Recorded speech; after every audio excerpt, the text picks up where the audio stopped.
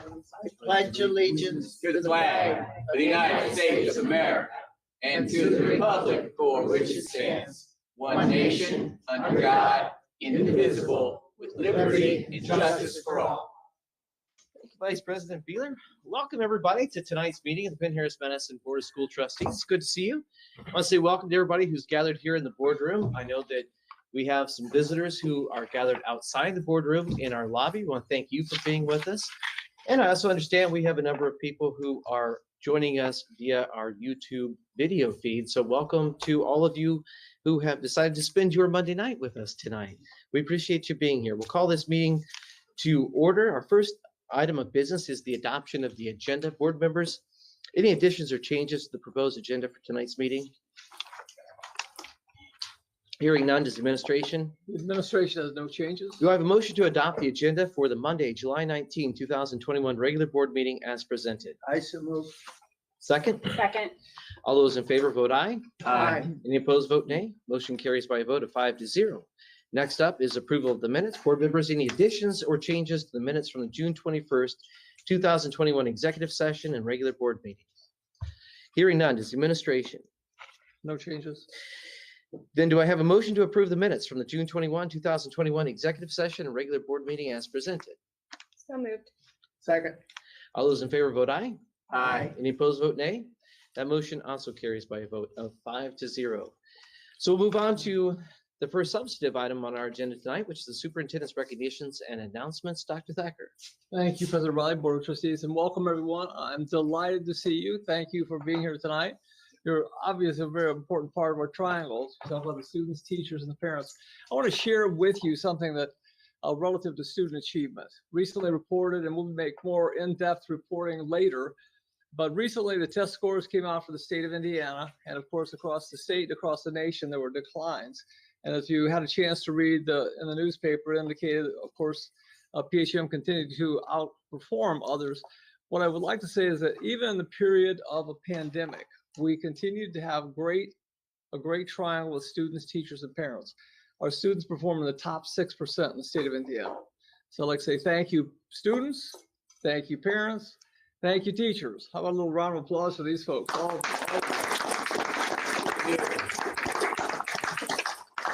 In Penn-Harris-Madison School Corporation, we have a vision of excellence. And of course, we talk about physical and psychological safety, and a major goal, the reason that the young people come to our schools is to prepare for college and career success. So when we think about college and career success, we make sure we put in place a lot of different initiatives. And one is we try to focus on Maslow's hierarchy and make sure that we have an opportunity for the students to feel safe, a sense of belonging, enjoying self-esteem, and making sure that they have an opportunity to self-actualize, which is what separates PHM from a lot of other schools. Our students are self-actualizing at a very high level. So we're certainly proud of that.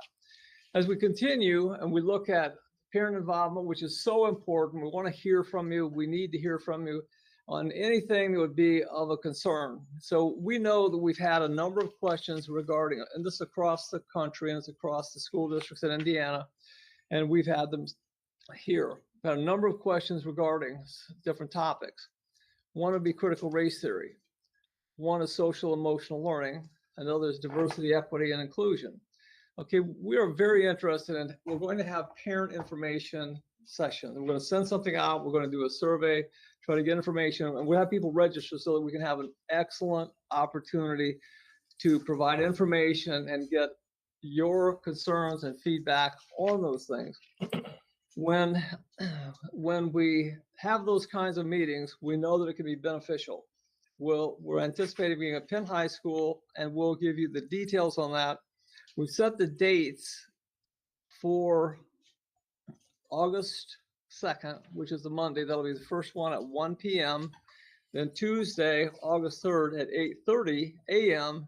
And then Tuesday, August 3rd at 7 p.m. So we're trying to make sure that we can accommodate people and get people involved. So if we're oversubscribed and we have too many, what we'll do is we'll try to add some meetings, because we want to make sure that we have a great group that we can have get your thoughts. It's very important to us to ensure that we're getting your thoughts.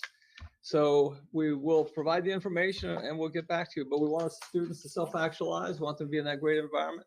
Every single person wants to feel significant and valued in PHM. Thank you, Dr. Thacker. We appreciate the administration scheduling those parent information meetings. We'll look forward to more information as it becomes available. We'll now move on to the consent agenda. Dr. Thacker. The administration recommends approval of the 16 items appearing on the consent agenda. Appearing under classified staff as one retirement. Marcia Hudak, Administrative Information and Technology Secretary, will retire next spring after 25 years of service. She's just done a great job for us, been so instrumental. We've had so much more technology in the last 10 years. We're a one-to-one school, so we're proud of all the work that she's contributed. So on behalf of the board and the administration, we wish Marcia the very best in her upcoming retirement. Thank you, Dr. Thacker. Board members, any questions? Hearing none, do I have a motion to approve the July 19, 2021 consent agenda as presented by Dr. Thacker? So moved. Second. All those in favor vote aye. Aye. Any opposed? Motion carries by a vote of 5-0. Move on to our instruction report items for the evening. Dr. Thacker, back to you. Thank you, President Riley and Board of Trustees.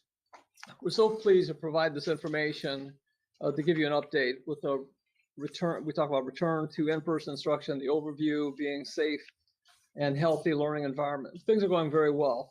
You know, as we look at the current data and the metrics and such, the safety of our students and staff is our highest priority. And as you look at Northern Indiana, then of course we have a very hopeful, optimistic future as we look at schools. So, you know, any plans that we would make, as we look at the variant, we look at the data, we look at information, you know, right now we certainly are having a great experience, and I'm hopeful that we'll continue with that. But we'll keep everybody posted as we go through this. Now I'm going to turn over to Mr. Linsky to share some more details. Thank you, Dr. Thacker. We'll let that catch up for us real quick. All right, so each board meeting, we've tried to make sure that we're being transparent with what's going on both in the state and in the local area. We have continued to follow Indiana's Back on Track framework for allowing schools to not only activate in person, but also considering all the other activities that take place within the school building. So as you can see, the state of Indiana certainly looks still favorable from where we were early in the pandemic. Currently, St. Joe County is listed as blue by the metric, which is the most favorable rating and indicates the lowest level of community spread across the state. Within St. Joseph County, we're also these are all state metrics. They're released every Wednesday, and these are active as of the 14th. So still, we look very favorable. St. Joseph County is in the top 10% in the state in terms of total vaccination for those who choose to be vaccinated. Positivity rate continues to be very low. Active cases, again, at 112, still very low for the pandemic. Within the county, these are the county's metrics, and these were as of the 14th. It's always in the rears. So this Wednesday, we'll get an update as to where this is at. We're in the green category, which indicates, again, the most favorable category allows us to stay full in person and everything wide open. Dr. Short. Thank you, Mr. Linsky. So as we have shared previously with the commitment to excellence, we are going to focus on 3 primary areas: a safe environment, a learning environment, and a positive environment. So with our safe environment, again, just staying up to date with all of the things and recommendations related to where we are with numbers, what the broader community is looking like, and then focusing on implementing our mitigation strategies as we did during this year. We will continue to adhere to federal, state, and local health orders. Our summer activities beginning in July were mask optional, and I've been over there a couple of days so far, and they are going wonderfully. The kids are so excited to be there. So per federal requirements, masks are still required for students and staff on a school bus or any school-sponsored mode of transportation. Administrators and sponsors will continue to communicate by email if a positive COVID case is reported, and then we will continue to update our plan on the PHM Return to Learn on our school website. As we move on to the safe environment, health services will be available during our normal school hours to answer questions and evaluate symptomatic students and staff. We will continue to have a lot of the PPE that we had in place this year. We have a recommendation that symptomatic students or staff be tested and then seek guidance from their healthcare provider. Again, we will continue with enhanced cleaning protocols and monitoring, continue with promotion of hand hygiene, and then continuation with our HVAC extended run times. So we are guaranteeing maximum fresh air and upgraded our filters. So we're moving on with that. And then as we go on to the monitoring and transparency, again, we are still meeting weekly with administration, our PHMTA Association, and St. Joe County Department of Health. We will continue commitment to transparency and communicate all of our numbers through our dashboard. And then again, as we have in the past, school presentation and board presentation and updates. Dr. Thacker. Thank you. Safety is our top priority. And of course, we'll share with you a recommendation in August 9th regarding the opening of school. We're trying to make sure that we can make the decision with the best data available. And we appreciate the partnerships that we've enjoyed with the parents, the teachers, the students, Indiana Department of Education, Indiana Department of Health, St. Joe County Department of Health, as well as St. Joseph Health System. So a big thank you to all of our partners. Thank you, Dr. Thacker. Thank you, Mr. Linsky and Dr. Short. We do have a number of audience members who have requested to speak to this particular agenda item. So let me read a paragraph. For those who have filled out the required request of visitors form, I will call each of you in turn to speak. A time limit of 3 minutes shall be enforced for each person. Board Attorney, Mr. Jeffrey Johnson, will keep time and he will let you know as your time is expiring. It is requested that names and addresses be stated at the beginning of your comments. Individuals may speak only once during this section of the agenda. Personnel issues are absolutely not to be addressed during open sessions of the board. Concerns about individual employees of the district should be brought to the superintendent or his designee. First audience member who asked to speak on this item is George Bashura. Good evening, Dr. Thacker. Oh, I'm sorry, George Bashura, 55960 Raintree Drive, Osceola. Good evening, Dr. Thacker, President Riley, and members of the board. I will continue to state that I understand that PHM is not teaching critical race theory outright. With the current SEL lessons, there are CRT undertones that are included in the lessons. Mr. Bashura, Jeff, would you stop this time? I don't mean to interrupt you. Did you understand this was the return to in-person instruction item? Yep. This is pertaining to in-course people going to be going back and getting taught lessons. So that's why I chose this section. Okay, so you want to speak on return to learn instead of critical race theory? I'm speaking on a topic that's included on return to learn. Okay, go ahead, Jeff. Let's see where I left off. I have spoken in front of the board, sent a letter to Dr. Thacker, as well as the board with methods on how we as a group to try and find solutions to the current topics. I have only received an email from Ms. Bradbury on Dr. Thacker's behalf. Communication is a two-way street. I have tried to develop a line of communication and talk about solutions, but it has been radio silence from the board. I have asked for a creation of a roundtable discussion or some type of forum for looking into solutions collaboratively. Some way of trying to find a balanced approach to the methods used today as addressed in my email. This communication would create transparency and accountability for all involved at the board and administration level. So tonight I have 5 questions that I would like to ask in these collaboration sessions as a method to understand how the process works. A response will be needed in a timely fashion to these following questions, as these questions are a mode of working toward a solution. First question, where does the information come from that is created for the modified SEL plans? The state of Indiana has standards that need to be met for each subject taught. Where is the guidance standards as to what standards are to be part of the SEL curriculum to meet the state of Indiana requirements? Second question is, what is the direction given by Dr. Thacker to create the modified SEL lessons at all the schooling levels? Who is creating the presentations?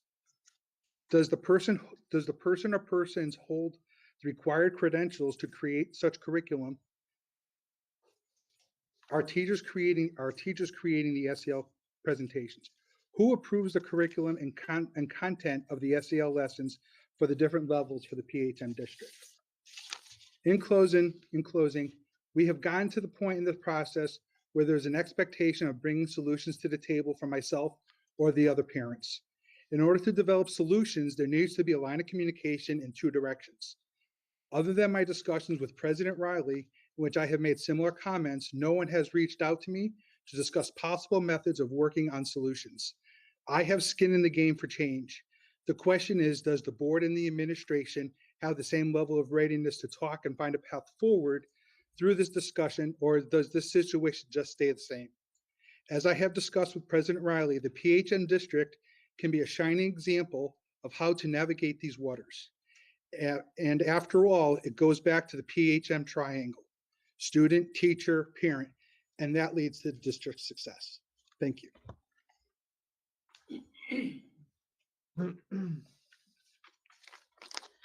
So we have several other individuals who requested to speak on this particular agenda topic. This agenda topic is return to in-person instruction.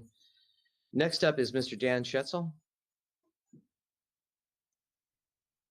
Hello, my name is Dan Schetzel, 52245 Woods Edge Drive in Granger. I am one of your teachers, and I am also a parent of 2 PHM students. I want to thank you for honoring the liberty that every American has to be free of intrusive government. The fact that you decided that you would not ask for vaccination or a vaccination record for return to learn was very important to me, to my family, and I know to many, many people in this community. A lot of us, and I'm certainly not the only one in the room, can point to a long history of sacrifice for that liberty to be gained.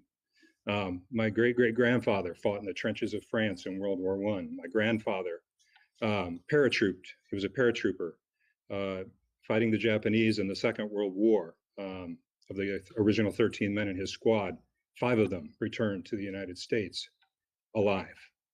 My stepfather was wounded twice in Vietnam, one time running through enemy fire to save one of his comrades. Again, as I said, my story is not unique. I probably am looking at people who have similar stories. And for those of you whose families have not been here very long, your brothers and your nephews and maybe nieces will be asked to make the same sacrifice at some point. So our liberty is hard won, and I appreciate the fact that you have honored that liberty by allowing us to maintain our medical records in integrity. Thank you. Thank you, Mr. Schetzel. We appreciate you coming and speaking before the board tonight. Next up is Mr. Lucas Miles. Lucas Miles, 51584 Robin Nest Drive. My name is Lucas Miles. I'm a Granger resident, PHM alumnus, a pastor, and a best-selling author. Because of my in-depth study on philosophy and world religion, I'm regularly called upon by local and national leaders, as well as members of the United States Congress, to explain the history and philosophy behind critical race theory, including the ideology of Hegel, Marx, and Marcuse, as well as modern critical race theorists such as Ibram Kendi and Robin DiAngelo. In the past 2 months, I've done over 150 national news interviews addressing the historic fallacies and socialist roots of critical theory. Unlike a lot of people present in this room, I'm not a parent. In fact, until recently, I've been so focused on the national conversation surrounding CRT that I haven't had much time to consider what might be happening within the school system in my own backyard. And while I'm not a parent, I'm here at the request of countless parents, PHM faculty, area business leaders, and even current school board members who have all expressed interest in hearing my expertise on this subject. I heard the recent statements from Superintendent Thacker claiming that PHM does not teach critical race theory. As a national expert on this subject, I have to assume one of 2 things. Either school administrators simply do not understand critical theory well enough to distinguish when it is and is not being presented, or they are knowingly and deceptively teaching CRT to students. My preference is to believe the former, and I'm willing to forgive any previously made poor decisions regarding curriculum selection as either emotional reactivity to national news or general ignorance on the topic. However, what's not forgivable is anything less than the administration and school board taking decisive action to remove CRT principles from all PHM school curriculum. Critical theory is vastly complex. My assumption is that I'm one of only a few, if any, in this room who've taken the time to truly read Hegel, Marx, and various essays by Herbert Marcuse, which build the framework for modern-day critical theory. If you had, you'd know that the current PHM SCL curriculum, which I have taken the time to personally evaluate, is laced with Marxist ideology, which forces our children to distinguish themselves based upon one of two categories, either oppressed or oppressor. Historically, the objective of critical theory was to dismantle existing society and aid in a proletarian revolution. Today, it is being used in much the same way, to disrupt the nuclear family, dismantle heteronormativity, and demolish a perceived white hegemony. These objectives will only serve to further divide us as people, and instead of students being made to feel welcome and included, will instead create an us versus them mentality among our children. Today, you have the opportunity to do something about this, to reject critical race theory and to remove the current SEL curriculum as it stands. While you may have begun this journey ignorant of the ideology of critical theory, now that you know, and by failing to act, you're demonstrated a concerted effort to twist the minds of our students and to teach corrupt ideas. Thank you. Thank you, Mr. Miles. Next up is Andy Rutten.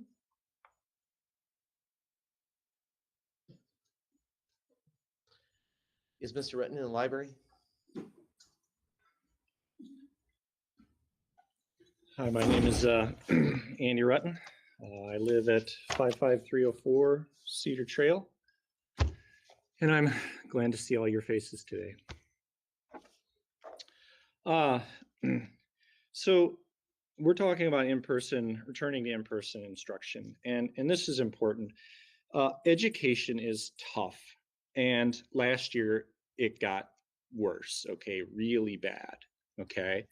So the school is supposed to strive for continuous improvement. So I wanted to offer up a brief example. My son Joey, he is going to be a senior. Last month I talked about how he worked at the hospital and he was helping those who were sick with COVID. He also participated in sports and had a good year last year. He is now in the Army basic training. I talked to him on Sunday. He's doing well. But his academics last year suffered. It was the worst year that I believe he has ever had. A specific example, he dropped 2 classes. He's never had problems with any classes before. One of those classes was calculus. He was a junior taking calculus. So he is not a struggling student. He never was. I am good with math. So it was not the ability to instruct him. It was just the discouragement of the environment. So safety is important, but safety cannot be the top priority. Okay, masks can be useful if people wish to wear them, but masks can also have side effects. Hand sanitizer can be useful, but hand sanitizer can have side effects. An example, my son Joey, when he was in preschool, they always made him wash their hands all day long, over and over and over again with that alcohol. He developed sores. I had a conversation with his preschool. They changed, okay, but still, whatever hand sanitizer they were using, there is still risk there. So what is the top priority? Learning, okay? Math, science, reading, and history. That is the core to an academic instruction, okay? Social concerns, behavioral concerns, yes, they are also important.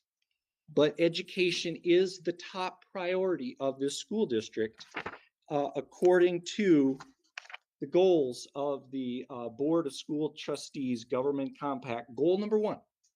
So I would encourage this school to focus on the learning, try to get the benefits that come out of that, and avoid distraction by safety that some people would like, but some people don't like. Thank you. Thank you, Mr. Rutten. Appreciate you being here. Appreciate you addressing the board. It's good to see you again. We do have one individual who is attending virtually who has requested to speak on this agenda item. So Mrs. Bradbury, I'll turn it over to you and we'll welcome Ellen Marks.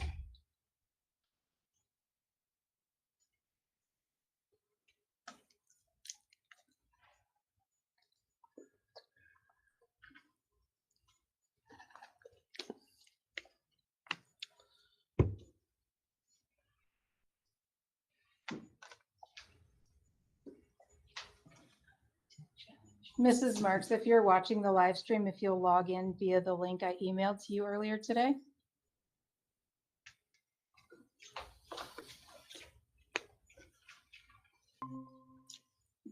She is.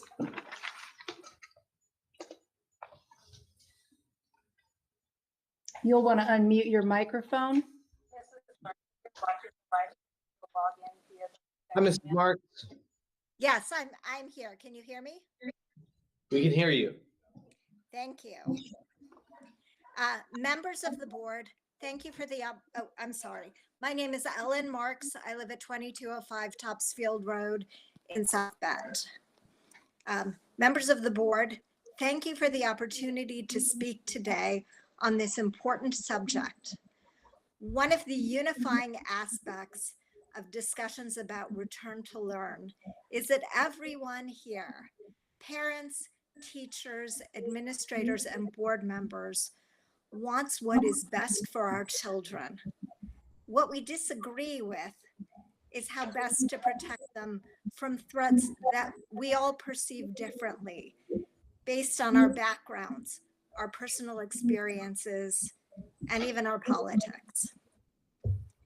My husband and I will have 2 children in the PHM schools this year. A 15-year-old son who will be a sophomore at Penn High, and a 5-year-old daughter who is so ready to start kindergarten. We are admittedly on the risk-averse end of the spectrum, and we opted for remote schooling last year, but our kids need to leave the house. And PHM, with masks and distancing and hand washing, did such a good job of keeping everyone's kids safe last year that we are comfortable even sending our unvaccinated daughter to in-person school. But if the masks go, she won't until there's a vaccine for her age group. And that would be a huge loss. Masks offer only limited protection to their wearers. They do a much better job of protecting everyone else. This is why saying we should be able to choose has never been a workable response to the mask mandates. If a mask was like a bicycle helmet, sure, it's your head, you can choose. Masks, though, require community effort to be effective. They're more like traffic rules. And despite the desire to believe that kids are not at risk, that our kids will be fine even if they get COVID, there is real risk. My sister is a school social worker in Illinois. She lost one of her first grade students in April and had to counsel all of the other students and families and teachers through that. Just today, the American Academy of Pediatrics recommended universal masking in schools, regardless of vaccination status. I'm here today to ask that the school board follow their recommendation and continue their amazing work to keep our children safe. Thank you very much for your time. You're very welcome. And thank you, Mrs. Marks, for addressing the board and for watching our live stream video. Board members, based on the presentation from the administration or from feedback from our public, do you have any questions for Dr. Thacker? Dr. Thacker, at these sessions that are going to take place, at least 3 of them in August, parents will have the opportunity to ask questions and have input regarding the curriculum taught in our schools. Is that right? Yes, what we're going to do is make sure that we will make presentations, but because we want to hear from 100% of the people, we'll have some breakout sessions so that everybody has an opportunity to share some of their concerns. We may not be able to answer everything at that meeting, but we will be able to get input from the parents because it can help us influence what we're trying to achieve. There will be an opportunity for all parents and all who attend to participate and ask questions and give input that will be considered. Is that correct? Regardless of your views, if you are a parent, you want to show up and and have input and ask questions or listen, you can certainly do that. Is that right? You know, we envision that when we share the information, because we know there are lots of people, and want to make sure that each person has an opportunity. So in breakout sessions, they'd have those opportunities. And what we would do is probably a lot of listening to make sure that we're gathering data and input. So I think that's good that we're just not talking at people and our folks, but also I think that an important component of that would be them receiving information about what is actually going on in little Timmy and Susan's classroom at various levels of the school corporation. Is that going to take place too? Absolutely. We want parents, it may not at that meeting because as we're gathering the information, but we want parents to know exactly what's going on. We want you to know what kind of curriculum we're offering. We want you to be comfortable with us. You're valued partners. And so, yes, we want to make sure that we're partnering with parents and keep them informed relative to what we're teaching. That's all I have, Mr. Riley. I could add one thing. Seems to me like most of the questions have been concerning the CRT business and the SEL program. Most people, I think, want to know where it came from, who developed the lesson plans, this sort of thing. So maybe we could have each person running each meeting come out with that information from the get-go. So we don't have to have 50 different people asking 50 different questions about it. So here's where it came from. Here's who wrote it up. This is where the SEL came from. Kind of get that out in the open right away. If we could do that, that might, speed things up and answer a lot of questions without people getting, asking a lot of questions. I mean, that doesn't make sense, but you know what I'm saying. Thank you, Trustee Garrett. We anticipate that when we make a presentation, remember, we won't be able to cover everything at that session. So that's why we're inviting people to share their thoughts with us.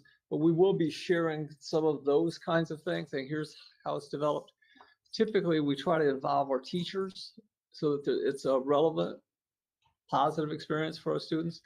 We have ownership, but we'll share those kinds of things. Our staff were involved in the SEL lessons. They were involved in presenting the lessons that we talked about earlier.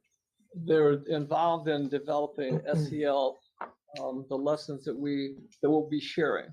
They are putting together that information. We'll share that at the public meeting. Will the public meeting, like at least the presentation portion, be accessible either live or online at a later date? Would that be possible to make a video? Obviously, the breakout session, parent questions, perhaps not, but just the initial information in case somebody is unavailable at those dates.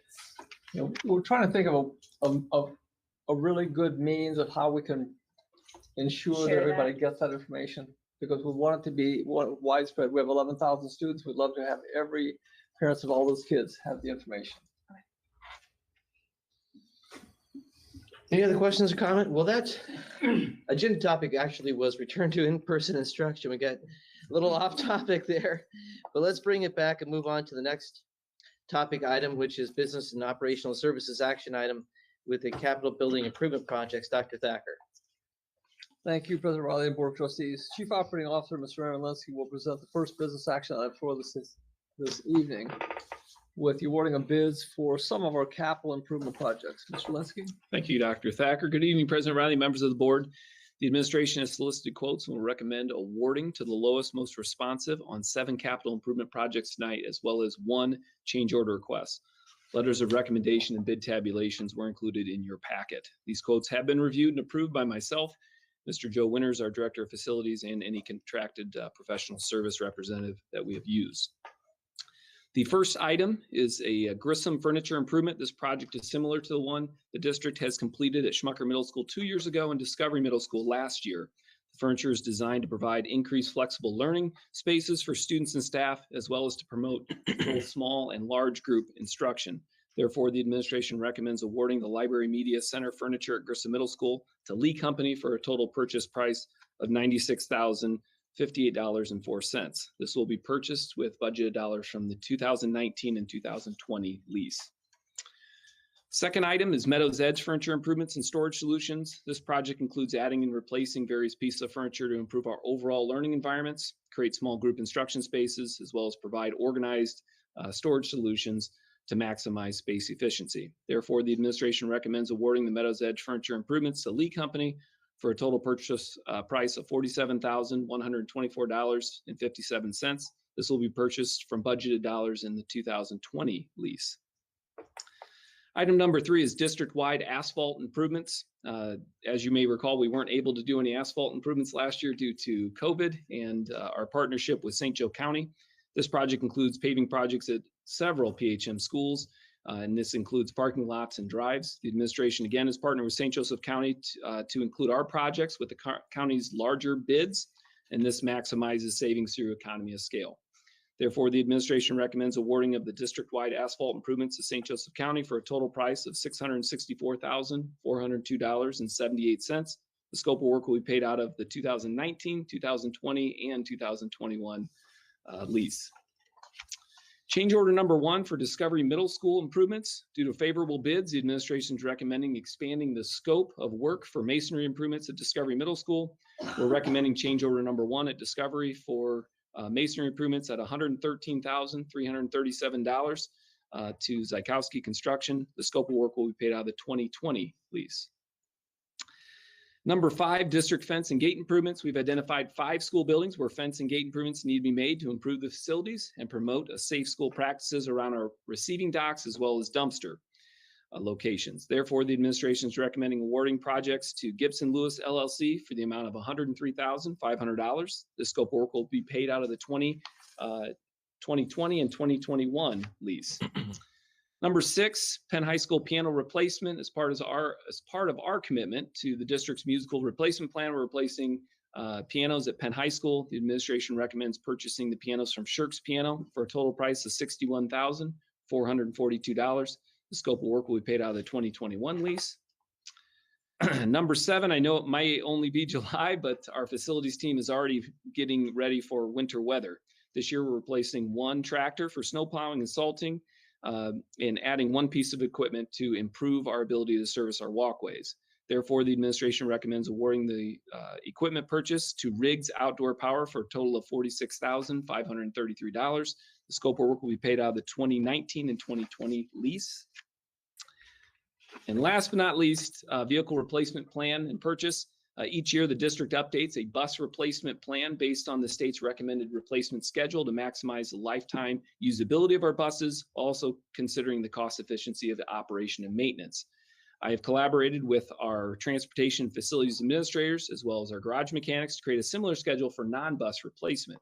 Our collaborative goal is to provide safe, dependable support vehicles to properly serve our nearly 13,000 students and staff, 20 school buildings and support locations, and 477 acres of district property that are dispensed over 135 square miles. In addition, we want to adopt a sustainable replacement plan that allows the business office to appropriate fundings and provide flexibility based on availability instead of unplanned purchases based on necessity. We currently have 43 non-bus vehicles used for maintenance, grounds, food service, safety, and support. The average age of the vehicle is just under 11 years. An older fleet means increased maintenance costs, additional mechanics, and the need for a more extensive fleet to account for vehicle downtime. The administration recommends purchasing the following vehicles utilizing budget dollars from the 2021 lease. A school bus recovery truck from O'Daniel Motor Sales for $68,340.25. A maintenance service van from Lock Mundy Ram for $37,734. A support SUV from Jordan Ford for $38,945. And a maintenance service truck from Jordan Ford for $40,790. I'd be happy to answer any questions you may have. Board members, any questions or comments for Mr. Linsky? You know, this seems like a lot of work, but comparatively speaking, with the past few summer projects, this is kind of small potatoes for Mr. Linsky, but I'm really impressed. I know just from experience on the asphalt improvements, you know, $664,000, that's a lot of blacktop. I think $1 million will pay you about 7.5 miles of road on most projects here in St. Joseph County, but that's a lot. I know there's more prep work. That's going to be a lot of our parking lots going to be fixing, isn't it? So that's absolutely correct. Several school buildings and drives that will take place both this summer, and obviously due to the size of the project, will be beginning then again next spring once conditions improve. I just appreciate the administration, especially over the last 5 years, really putting an effort in looking at a 5-year facility plan that we're going to make substantial improvements to many of our schools at the same point in time. We didn't have to have a referendum. We didn't increase anybody's taxes. Our tax rate here in PHM is lower than all our surrounding areas. So once again, as with student funding, you find ways to do more with less money. So thank you so much. Well said. Exactly right. Thank you, Mr. Woods. Any other questions or comments for Mr. Linsky? Hearing none, there are 8 motions that I'll present related to the capital improvement projects. We'll take one vote on all 8 motions. Do I have a motion to approve the furniture purchase from League Company for Grissom Middle School in the amount of $96,058.04? Approve the furniture and storage items from League Company for Meadows Edge Elementary in the amount of $47,124.57. Approve the asphalt improvements from St. Joseph County in the amount of $664,402.78. Approve change order number 1 to the Discovery Middle School masonry improvements from Zylowski Construction, Inc. in the amount of $113,337. Approve the gate and fence improvements to Gibson Lewis LLC in the amount of $103,500. Approve the purchase of 10 new pianos for Penn High School from Shirk's Piano Gallery in the amount of $61,442. Approve the purchase of snow removal equipment from Riggs Outdoor Power for a total purchase price of $46,533. And approve the non-bus vehicle replacements, including a school bus recovery truck from Daniel Motor Sales for $68,340, a maintenance service van from Lockbondi Ram for $37,734, a support SUV from Jordan Ford for $38,945, and a maintenance service truck from Jordan Ford for $40,790. So moved. Second. All those in favor? Could you repeat that? I now hate the sound of my own voice. All those in favor, vote aye. Aye. Any opposed, vote nay. Motion carries by a vote of 5-0. Thank you, Mr. Linsky. We'll move on to our next business action item. Dr. Thacker. Thank you, President Riley and Board of Trustees. This is the awarding of a professional service agreement or agreements to Schmidt Associates, Fanning Howie, and I4 Designs. So Mr. Linsky is going to continue with this business action item with request for approval of those agreements. Mr. Linsky? Thank you, Dr. Thacker. Good evening once again, President Riley, members of the board. As Mr. Woods indicated, we have to ramp stuff back up to get ready for next summer, where we'll be doing lots of improvement. So the administration has solicited quotes for professional services related to the adopted 2021 building improvements. These quotes have been reviewed and approved for consideration by myself as well as Director of Facilities Joe Winters. The first, the administration recommends hiring Schmidt Associates to provide design services for the 2021-22 projects, including a total of 22 individual projects that will be bid in 5 separate packages with a budget of $1,280,000. The agreement is in total for reimbursable expenses for $139,947.50. The second, the administration recommends hiring Fannie Howie to provide design services for 21-22 projects, including a total of 79 individual projects with a budgeted value of $5,630,500. The agreement in total to Fannie Howie is $578,000. And last, the administration recommends hiring I4 Design to provide design services for 2 summer 2022 projects. Included are a proposal for exterior aluminum door and window repairs at various buildings, as well as roof replacement projects at Horizon and Meadows Edge Elementary Schools, and Madison Elementary Schools for a total of $41,900. Be happy to answer any questions you may have. Or any questions for Mr. Linsky? Hearing none, there are 3 motions that I'll present, and we'll take one vote on all 3 motions. Do I have a motion to approve hiring Schmidt Associates for design services on 2021-2022 projects, including a total of 22 individual projects that will be bid in 5 separate packages in the amount of $139,947.50. Approve hiring Fannie Howie for design services on 2021-2022 projects, including a total of 79 individual projects in the amount of $578,000. Approve hiring I4 Design for design services on summer 2022 projects, including exterior door and window repairs and roof replacement projects in the amount of $19,500. I so moved. Second. All those in favor vote aye. Aye. Any opposed vote nay. That motion also carries by a vote of 5-0. Now on to a topic none of us really like to discuss: snow removal. Dr. Thacker. Thank you, President Riley and Board of Trustees. This is about the expansion of snow removal contract with an on-call contractor. So Mr. Lindsay is going to share this information regarding the contract with snow removal. Thank you, Dr. Thacker. Good evening once again, President Riley, members of the board. This will be the last time you hear from me tonight unless you call on me. The administration piloted and found success last year with our on-call contracted service to assist with snow removal of parking lots and drives in winter 2020. Therefore, the administration is seeking approval to continue with the contracted service to provide snow removal at Madison and Meadows Edge Elementary Schools and Grissom Middle School for the 2021-22 school year. In addition, we're adding Elm Road Elementary, a community favorite to go sledding in the winter, and we anticipate the financial savings is calculated at approximately 33% of our current cost, considering both labor and equipment. Contractor will use their own equipment. The service will provide both support and, more importantly, reprieve for our maintenance crew, especially when you have those long winters and multiple snows in a single week. PHM would still provide the snow removal from sidewalks and perform all salting. The administration recommends awarding the contract to Fight Snow Removal at the defined cost based on each school and the amount of snow per service call. I'd be happy to answer any questions you may have. Board members, any questions for Mr. Linsky? I just want to know if it's true that he pursued this because he's getting tired of being called at 3 a.m. to shovel snow. Mr. Garrett, I promise you I will still be called at 3 a.m. This does not prevent that. That's right. You're on my automatic. Yeah, dial. that's right. Okay, do I have a motion to approve the snow removal contract with Fight Snow Removal on-call contractor as presented? Second.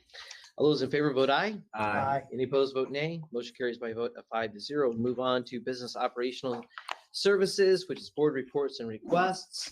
Before I turn it over to the board members to report or request anything that they would like, we do have some business to discuss during board reports and requests.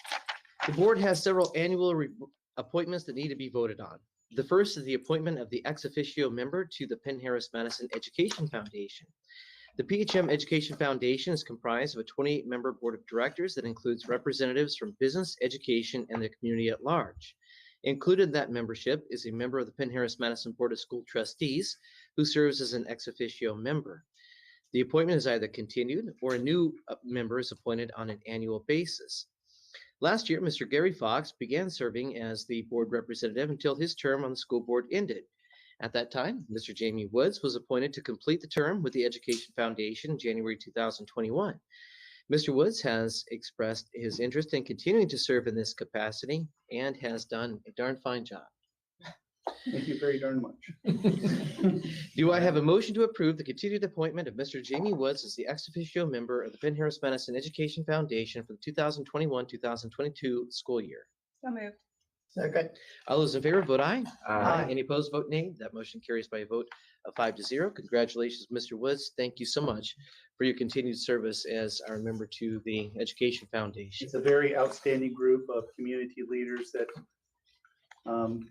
some of them graduated high school at or near the same time I did, so I know them that way. And a lot of them have parents, had kids in school, so it's a great group of people.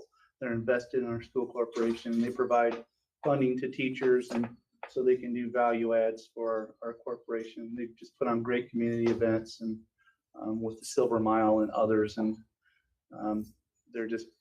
their work should be honored. Well, you're a great person for that appointment, and thank you again for carrying it out. So we'll move on to the appointments of Indiana School Board Association representatives. These last items are appointments of representatives to the Indiana School Board Association standing committees.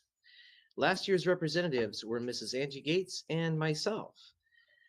The script says I would like to continue to serve as board policy liaison for the 2021-2022 school year. That's what the script says. But Gotta read the script. So do I have a motion to approve the continued appointment of Mr. Christopher Riley as the PHM's board policy liaison for the Indiana School Board Association for the 2021-2022 school year? So moved. Second.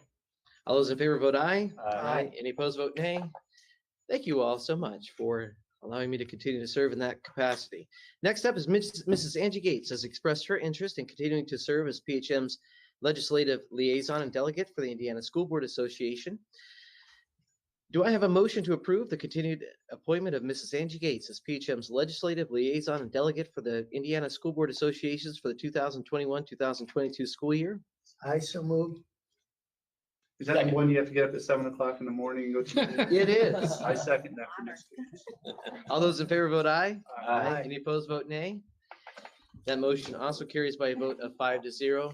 And Mrs. Gates, thank you, because that is one heck of an undertaking to serve in that capacity. So we really appreciate all you're doing to keep us in connection with the Indiana School Board Association. With those appointments having been made, board members, do you have any reports or requests to make at this time? Hearing none, then we'll move on to the hearing of visitors. We do have a number of people who are registered to speak to the school board. Not only those who are registered, but I know some who are attending who would also like to speak. So let me go ahead and read this. Mr. Riley, can we take 5 minutes before we move to the hearing of visitors? We'll stand adjourned for 5 minutes on motion of Mr. Woods. Get some water.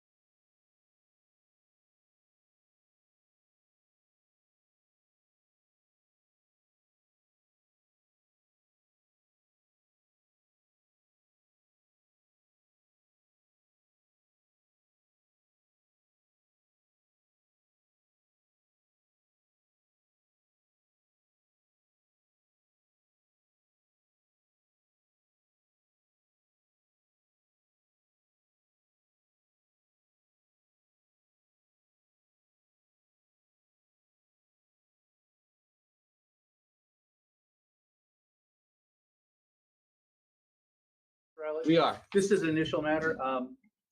At the start of the meeting, we should have recognized Representative Jake Teshka. Jake, would you stand up? Jake is a state rep here. All right, Jake. All around the day. Thank you, Mr. Woods, and welcome, Mr. Teshkas. Good to have you. Okay, so we're going to head into the hearing of visitors. I will say as a threshold matter, if you spoke on a particular topic earlier in the meeting, please do not use this hearing of visitors as a time to repeat the topic that you spoke about. Anybody wishing to address the board on general topics is invited to do so under this item, the hearing of visitors, without registering. A time limit of 3 minutes shall be enforced for persons wishing to speak during the hearing of visitors. I will ask, please respect the 3-minute time limit. Our board attorney, Jeff Johnson, will keep time. He'll let you know as your time's expiring. We do have a lot of people who want to address the board tonight. So out of respect for everybody, please adhere to your 3 minutes. It is requested that names and addresses be stated at the beginning of such comments. Individuals may speak only once during this section of the agenda. Personnel issues are absolutely not to be addressed during open sessions of the board. Concerns about an individual employee of the district should be brought to the superintendent or his designee. The board does not respond to questions or comments posed during the hearing of visitors. And as a threshold matter, there's something I'd like to say.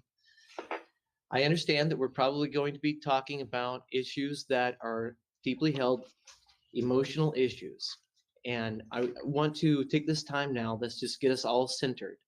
Because as has been said before, Ben, we are a family. And we're going to have candid familial conversations.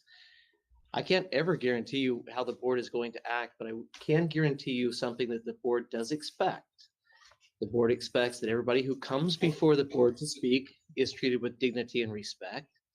The board doesn't just request, the board also expects that people who come before the board treat each other with that same level of dignity and respect.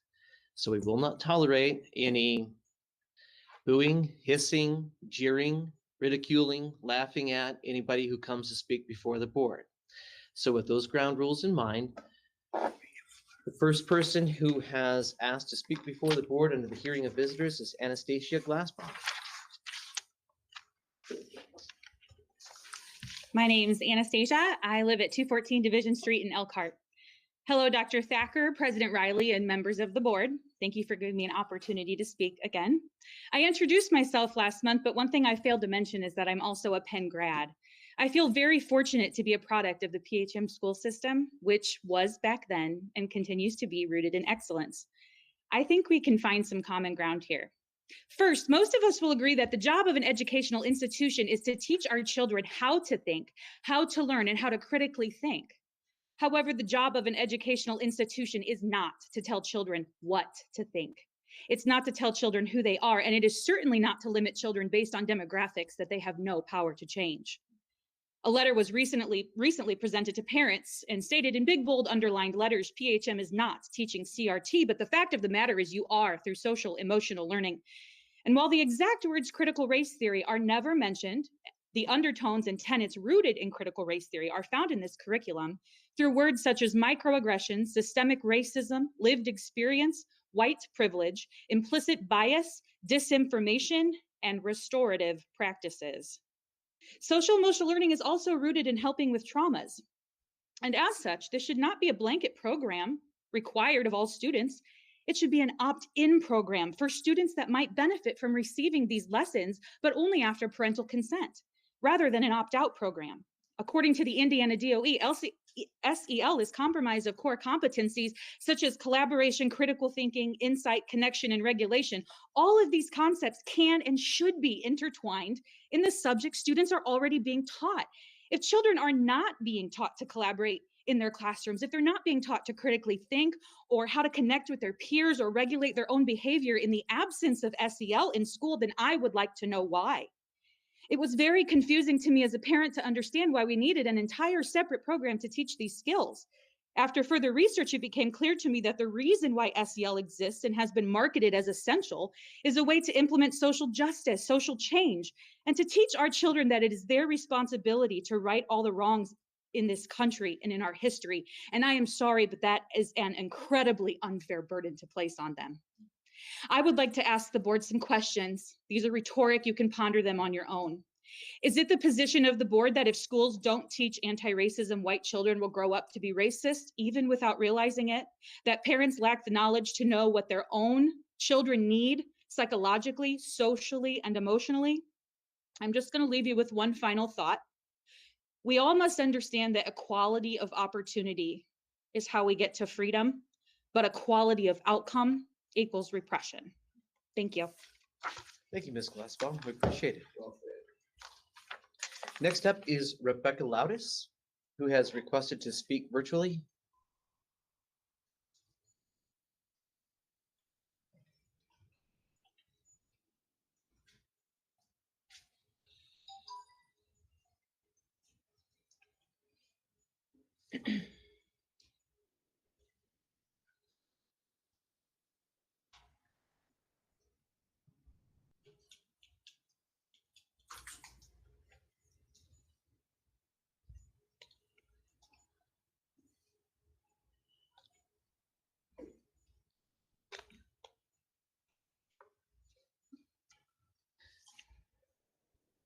Is Ms. Loudis with us?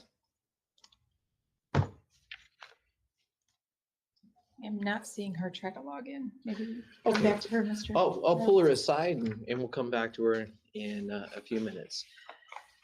Ms. Holly Austin?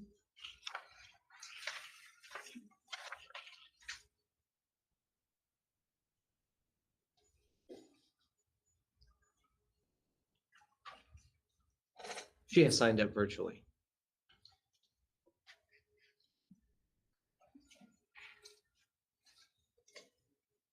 I'm now seeing Mrs. Loudis attempting to log in. Maybe step back to her. Let's come back to Mrs. Loudis.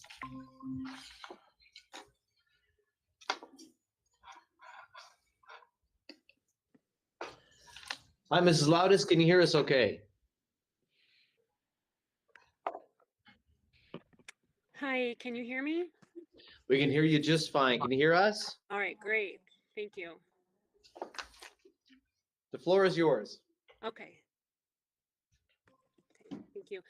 Good evening, Dr. Thacker, President Riley, and members of the board. My name is Rebecca Loudis, and my family resides at 5. Yes. Can you? I can hear you. Yep. Okay. Thank you. My family resides at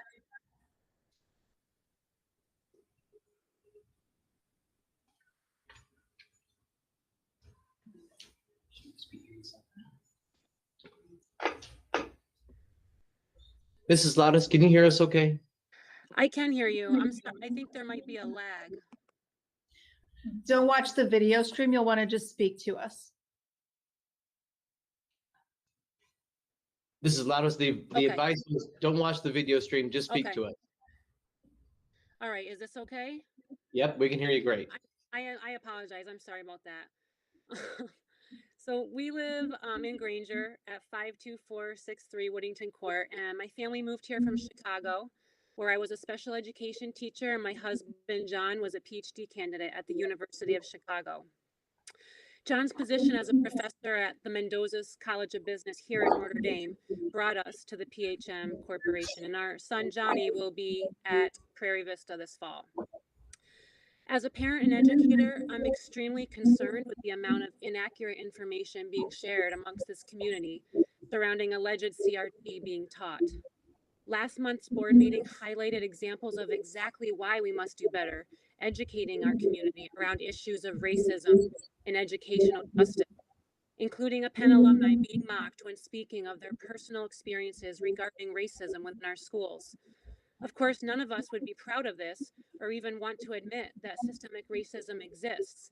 But for proof, just look at the attacks on best practices in diversity, equity, and inclusion in our schools. Complaints about CRT strike at the essential bonds of our shared humanity, fueling division and our efforts to build a more inclusive, resilient community. While I believe that all of us in attendance at these meetings have the same goal for our students, I fully support our schools in following best practices to increase representation in lesson plans and to integrate restorative, equitable procedures through our curriculum. No K through 12 program using CRT, because this theory is taught only to law students and perhaps some graduate students in a few other disciplines like history or sociology.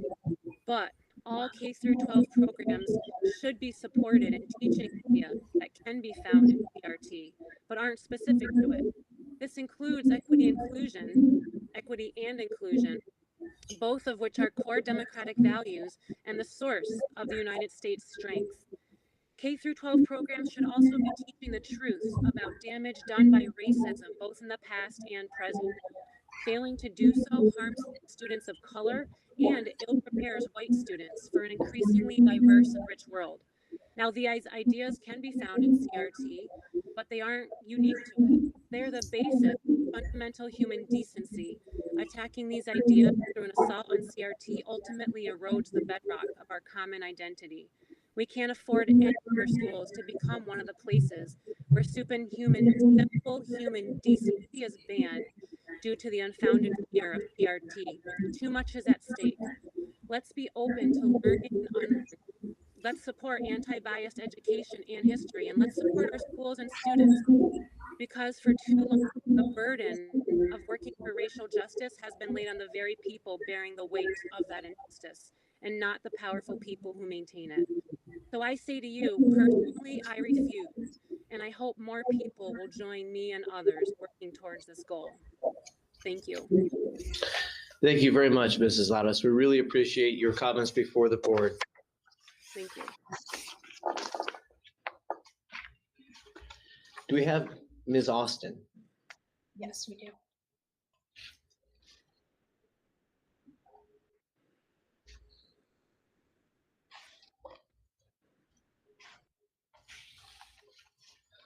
Hello, Ms. Austin. Welcome to the Penn-Harris-Madison School Board meeting. Can you hear us okay? I think you're on mute. Yes, I hear you. Can you hear me? We can hear you great. Welcome. The floor is yours. Thank you. Dr. Thacker, President Riley, members of the board. I am Holly Austin. I'm a South Bend resident. I live at 52153 Carriage Hills Drive in South Bend. I'm also a Penn High School science teacher. I'm also a Penn High School advisory teacher. That's kind of part of the gig, right? I'm also a woman. I'm a mom. I'm a wife. I'm a proud Indiana girl. I'm also the wife of an African-American man. I'm also the mom of 2, soon to be 3 biracial children who I hope one day become Kingsmen. I have a lot of other identities too: political, religious, educational, financial, the list goes on, right? We could talk about that forever. The question we're all trying to answer here is, do all those different identities matter? Of mine and of yours, right? Of everybody's. I want mine to matter and I want yours to matter. So I also have a lot of experiences. I've done certain things. Other people have done certain things to me. I've lived in certain places. I've been able to do certain things because of a lot of different factors, and I've not been able to do other things because of other factors, right? The specific list of my experiences and facts of life doesn't change what we're talking about here right now. What matters is, do my specific experiences matter? And do your specific experiences matter? I want all of our things to matter. I want to hear about and I want to learn about other people and their experiences. I'm a teacher because I enjoy seeing people grow into better people and wiser people. Last July, the board adopted a resolution to implement all, I'm quoting here, implement all reforms necessary to eradicate racism and racial injustice within the Penn-Harris-Madison School Corporation. We recognize and will fulfill our duty to foster a safe, healthy, and inclusive learning environment, to ensure that all are treated with dignity and respect, and to do our part to bring about positive change and discrimination. The resolution also stated, we must urgently end acts motivated by racial animus and bias, remediate racial inequities, and end any form of racism in our schools. I think those are some really really wonderful, noble goals. All of last school year, and before that too, but last school year is where it starts. I taught the advisor lessons each week. I've heard some of the complaints on a few of these lessons, and I can testify there's no really revolutionary ideas that are being presented in these presentations. I know some people argue with that, but our students are being asked to listen to the stories and experiences of those who are different from them. And I hope that we can agree that this is a healthy idea. We're always trying to listen to other people. On the day we had the lesson Racism and Anti-Racism, that's what it was called, the concluding discussion question asked students why it is so difficult to talk about racism and anti-racism. Once again, a pretty basic question. One student responded thoughtfully, and I'm quoting as anonymous student. I don't know who the student is either. Say what? Ms. Austin, just can you complete your sentence but your 3 minutes have expired. Okay. I think the topic of racism makes people uncomfortable, which makes us understandable, but it makes people uncomfortable to talk about. And I can only imagine what it's like to actually experience it. Thank you very much. That these are healthy discussions that we're having. Thank you so much. We really appreciate your service to Penn High School and the school district. We also really appreciate you attending our school board meeting tonight and addressing the board. Thank you. That completes the list of individuals who have pre-requested to speak to the board. So now anybody else who is in attendance and wants to speak to the board is welcome to do so. Here's how we'll do it. I'll call on people who are here in the boardroom, followed by people who are attending out in the lobby, and then we'll go back online for anybody who is participating via our YouTube broadcast. So anybody here in the boardroom would like to come speak, you're welcome to. Ma'am, come on up. Hi, my name is Christy Witt. I reside at 10188 Hunters Crossing Drive. Dr. Thacker, school board, thank you for letting me speak. I've been told numerous times PHM is not teaching critical race theory. February of this year, we celebrated Martin Luther King. We teach our children, do not look at people and judge by the color of their skin, but look at the content of their character. 1 month later, parents receive emails about discussing racism, anti-racism with our kids. 1 month later, you're telling them that if you don't look at color, you are invalidating and causing microaggressions. How is anyone not confused by this? It's not PHM's job to indoctrinate our children. As a wife of a teacher, I know it's his job to teach subjects he's certified in. CRT was created to be discussed at the collegiate level as theory in law, not to be shoved down the throats of our children. CRT creates generational hatred and self-loathing born of hatred and fueled by a steady diet of Marxism. If PHM doesn't denounce this today, it'll consume every aspect of our child's identity. Marxism has no role in our society. It's an answer for nothing. The only equity it provides is the amount of suffering and tyranny placed on an entire population. The teachers' union's job is to represent teachers, not dictate and control the education of our kids. We all can acknowledge we live in an imperfect country, but this is an attempt to divide. CRT teaches that America is headed down the wrong path. We need to tear it down and start over. It teaches America was found to maintain white supremacy. Can you deny that this has not come out of any of your educators' mouths this past year? Public schools have chosen to not be a place in teaching religion, morals, or anything that makes a strong, decent society. So we must ask the board today, do you have a place in analyzing the feelings and emotions of students? Social emotional learning teaches kids to feel and not think, which turns into chaos. In December, President and CEO of Social Emotional Learning, Karen Nemi, announced it was to be used as a weapon for social justice. Believe in MLK and equality, you're racist. She says SEL is a tool for anti-racism. No decent person approves of racism, but the new concept has a more sinister meaning. Under this system of ideas, white children are the oppressors, minorities are always oppressed, and all education must devolve into a churning mass of guilt and resentment. I implore the board to pull back the curtain on the real purpose. PHM should return to having teachers teach academic subjects.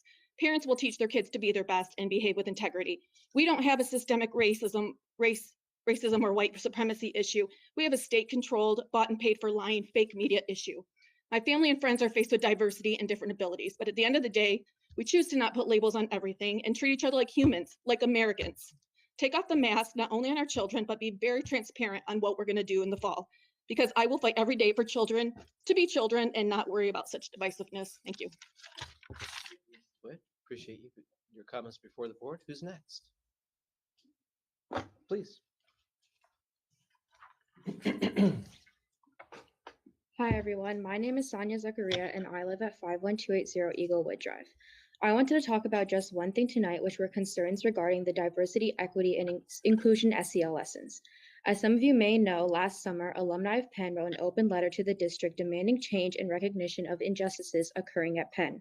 Along with this letter was a 36-page document open to the public filled with students' personal experiences of racism at Penn, which only cements the necessity of these lessons. I understand that conversations about racism can be jarring, but they're important. And I can't back away from these conversations just because I'm uncomfortable. Students who have actually faced discrimination couldn't get away from their situations just by saying they're uncomfortable. And it's ignorant to think that we should be afforded that privilege when they're not. If I'm feeling guilty while learning about microaggressions, it may be because I've actually committed a microaggression against someone, and not that I'm just being painted as the bad guy. The rhetoric that racism doesn't exist or never did within Penn is dangerous and plain wrong, and there has to be awareness of that. These students shouldn't have to hide their experiences, nor should we not learn about them just because someone else finds the truth hard to swallow. To the board, I implore you all to recognize that introducing these types of SEL lessons was a step in the right direction and was appreciated, and taking it away would just silence student of color voices once more. Thank you. Thank you, Sonia. Thank you. Who's next? Yeah, ma'am.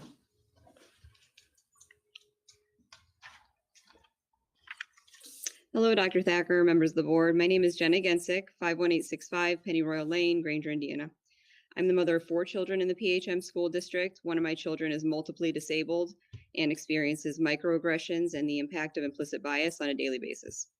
I'd like to briefly speak about the SEL curriculum that's currently under attack by some members.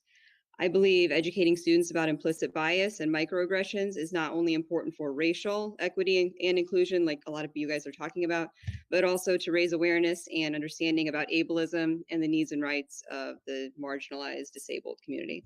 So as a result of learning from the autistic community myself through 180 formal interviews, I've written 2 books on autism, and I'm now collaborating with a youth-led organization that advocates for racial equity on another book that's specifically related to the intersection of race and disability and teen advocacy for inclusion in schools and a lot of other public realms. So I routinely interview disabled adults and I share their expertise. So I just want to say I believe it's necessary and developmentally appropriate to expose our youth to the voices of marginalized communities, to push our youth with rigorous curriculum that accurately reflects the world in which we live, and to challenge them to reflect on their own actions in light of the basic golden rule to treat others how they want to be treated, and the high school's Take 3 mantra of take care of yourself, each other, in this place. I want my kids to do this, and I want them to go to school with other peers who are also challenged to do this. I want those to be the people they're around. I think as we decide on the specifics of what should or should not be included in the SEL lessons, I think that if we're censoring items just because we're worried about potential discomfort among majority populations, we are ignoring the regular, consistent discomfort of oppression and oppression of marginalized populations that are on the receiving end of implicit bias and microaggressions. So I think that the current curriculum offers opportunities to teach students empathy in ways that I was never taught, and it has the exciting advantage to lay earlier foundations on which to build a more inclusive world. So I applaud students who have come to speak at this and other board meetings about their experiences with racism. We can't be dismissive of the voices of marginalized communities, wherever they are. Teachers don't stand for this kind of dismissiveness in their classrooms, and our school corporation as a whole, I don't think, should either. As adults, we can model respectful inclusion in our homes, in our classrooms, and in the policy and curriculum decisions we make as a school system. I want my kids to be taught that it's okay to be open-minded to new conversations about race and disability and inclusion. And when we're in challenge, it's okay. Like, there's a certain amount of defensiveness that's totally natural, but I want my children to also know that it's okay to recognize mistakes and try to be better people. Thank you for your time. Thank you, Mrs. Gensick, very much. I appreciate that very much. Who's next? I see a hand in the back. Come on up, sir.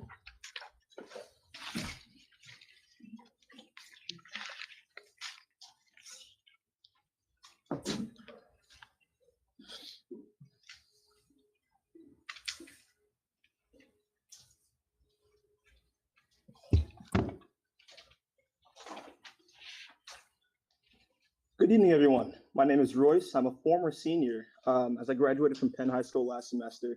I also collaborated with Penn and helped create a video on implicit bias within the diversity SEL lessons back in March. I have worked on a multitude of projects regarding equity within and outside of Penn High School and have spent hundreds of hours researching these topics. I was very excited to attend this meeting to see where everyone was coming from, and I've certainly heard a lot of interesting points. Any good parent should understand and be involved with the curriculum that their children are subject to. And I certainly promote criticism on any curriculum to ensure that all students are receiving an education that's in their best interest. However, I can assure you that these lessons promote a high-minded and beneficial environment for all students. Implicit bias is a controversial topic that, from my understanding, has had a lot of clash in the past. Questions regarding if it's real or even if it matters often surface within conversation. However, I can assure you that it does exist and has been scientifically proven to exist. Bias is actually an evolutionary trait that we need to survive. It helps us make decisions on what brands to buy from, what careers we choose, and the people that we associate ourselves with. Nearly every aspect of life. These decisions are often backed up by patterns and experiences we've seen or had in the past, and eventually these thought processes become muscle memory. This is actually very beneficial in most areas of life. The number one misconception I hear about implicit bias from a social perspective is that it is only a problem for minority people. Black people have implicit bias, Asian people have implicit bias, Hispanic people, and even I myself have implicit bias.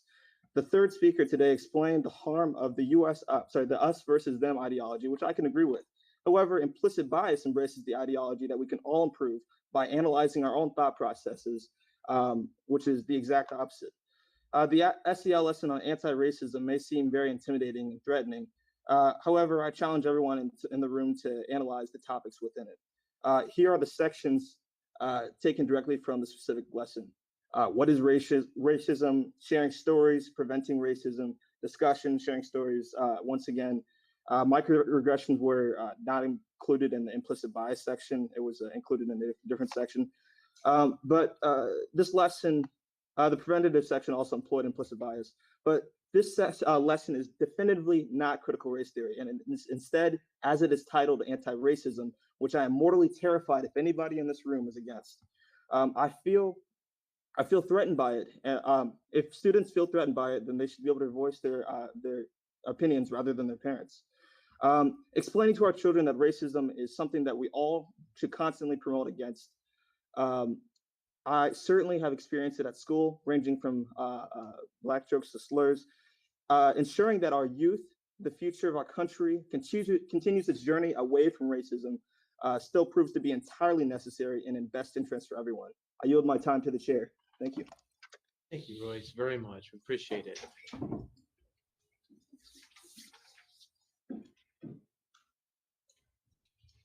Anybody else in the boardroom like to address the board?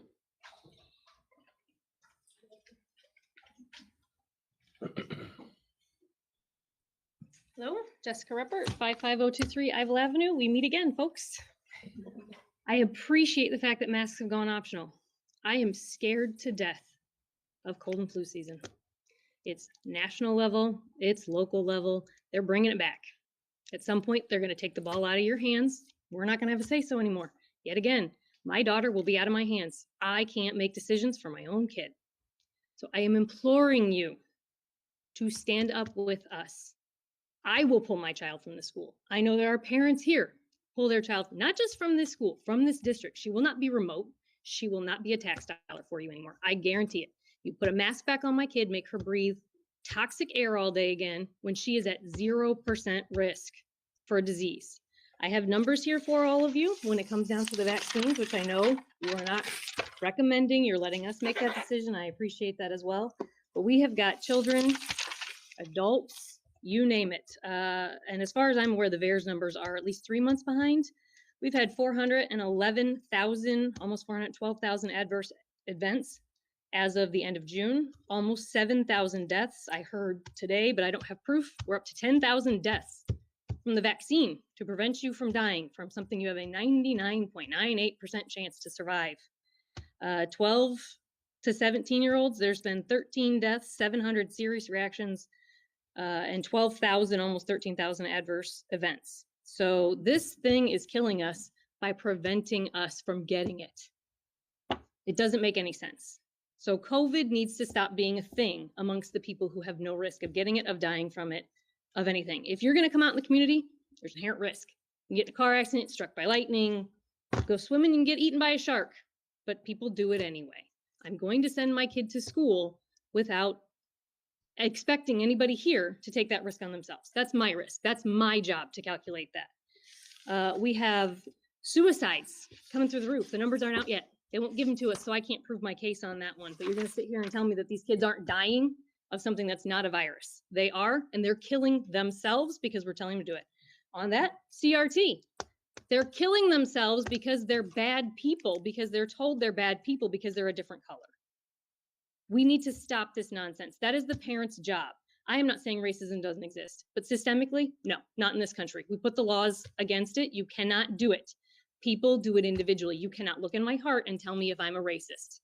You cannot look in my heart and tell me how I feel about the people in the room around me. I will teach my daughter to treat everyone with respect. That is not your job. You teach her math, you teach her science. I will teach her morals. And as was said earlier, I fought for our country. I fought for these liberties. When am I going to be allowed to use them again? This is my kid. I will make decisions on her, not a board, not the health board either. We have already seen their politicization of this in their emails. The FOIA requests have shown they are politicizing this. They want to be relevant and they are not. And 3 minutes is up. Thank you. Thank you, Mrs. Ruppert. Anybody else in the boardroom? Yes, sir, come on up.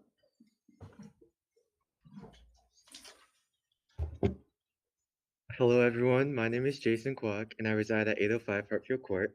I'm here tonight to talk about the open letter that PHM alumni presented last summer, specifically the 36-page document containing student experiences of racism in the PHM district. For those that are unaware, the 36-page document contains stories from students, past and present, about how they have experienced racism in the PHM district. It is truly heartbreaking to see how many stories there are and how many students have been subject to some form of racism, many of them having suffered in silence due to being afraid to speak up about it. Listening to and reading the experiences of these students is one of the only ways anyone inexperienced can truly understand the depths of the issue. I have heard these stories and instances being compared to bullying, which arguably most students face at some point in their lives. While that comparison truly does not do what these students have faced justice, it does bring up a question. Why is racism within school not being taken as seriously as bullying is? Students learn extensively about anti-bullying from a very young age, and though these lessons can be hard to take in, they're paramount in order to teach children how strongly their actions affect others. Why then would schools not teach the same about racism? Racism, much like bullying, makes the victim feel targeted and affects the mental health of the targeted individual, and often does so at the expense of an entire group of people. There are lessons about being bystanders, about hurtful behaviors, and about anti-bullying throughout school that are accepted because they help to teach our future generations to stand up against the mistreatment of their peers. The same needs to be done for instances of racism. Lessons of microaggression, on diversity and inclusion, and on anti-racism are necessary in order to stand up against the racism that students are continually facing. These lessons are not designed to call anyone out, but are instead designed to raise awareness for those whose experiences have long been overlooked. Many students of every race and ethnicity are unaware that certain words, phrases, or actions can be hurtful to another student, and these lessons are designed to educate all students about such. That being said, I commend the makers of SEL on their lessons as they are taking a step in the right direction, and to take these lessons away would be taking many, many steps backwards. Advocating for an end to anti-racist education invalidates the experiences of students who were courageous enough to share their stories. Thank you. Thank you, Jason.